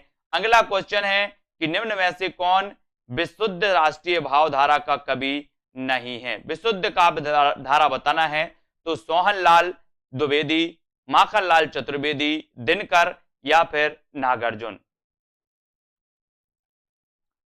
प्रश्न क्रमांक 80, कौन विशुद्ध राष्ट्रीय काव्यधारा, राष्ट्रीय भावधारा का कवि नहीं है? कौन सा नहीं है ये आंसर आपको चयन करना है। 4 सेकंड है, सभी लोग बताएंगे, वीडियो को लाइक कर देंगे और दोस्तों अपने मित्रों तक शेयर जरूर कर दिया करें। ये रोज क्लास होती है 9 बजे। और जिन भी साथियों को अभी दोस्तों एडमिशन लेना है तो अभी भी मौका है, आप एडमिशन ले सकते हो, है ना। और यहां पर आपका उत्तर सी नंबर, ये नागार्जुन साहब जो हैं दोस्तों ये प्रगतिवादी काव्यधारा के कवि हैं। ये राष्ट्रीय भावधारा, राष्ट्रीय विशुद्ध राष्ट्रीय भावधारा के कवि नहीं माने जाते, है ना। और नागार्जुन राष्ट्रीय भावधारा के कवि नहीं है, बल्कि प्रगतिवादी या मार्क्सवादी विचारधारा के साथ साथ राजनीतिक कवि भी माने जाते हैं। जबकि सोहनलाल द्विवेदी, माखनलाल चतुर्वेदी, दिनकर ये राष्ट्रीय काव्यधारा के कवि हैं आज का आपका चैलेंज प्रश्न है, अज्ञे ने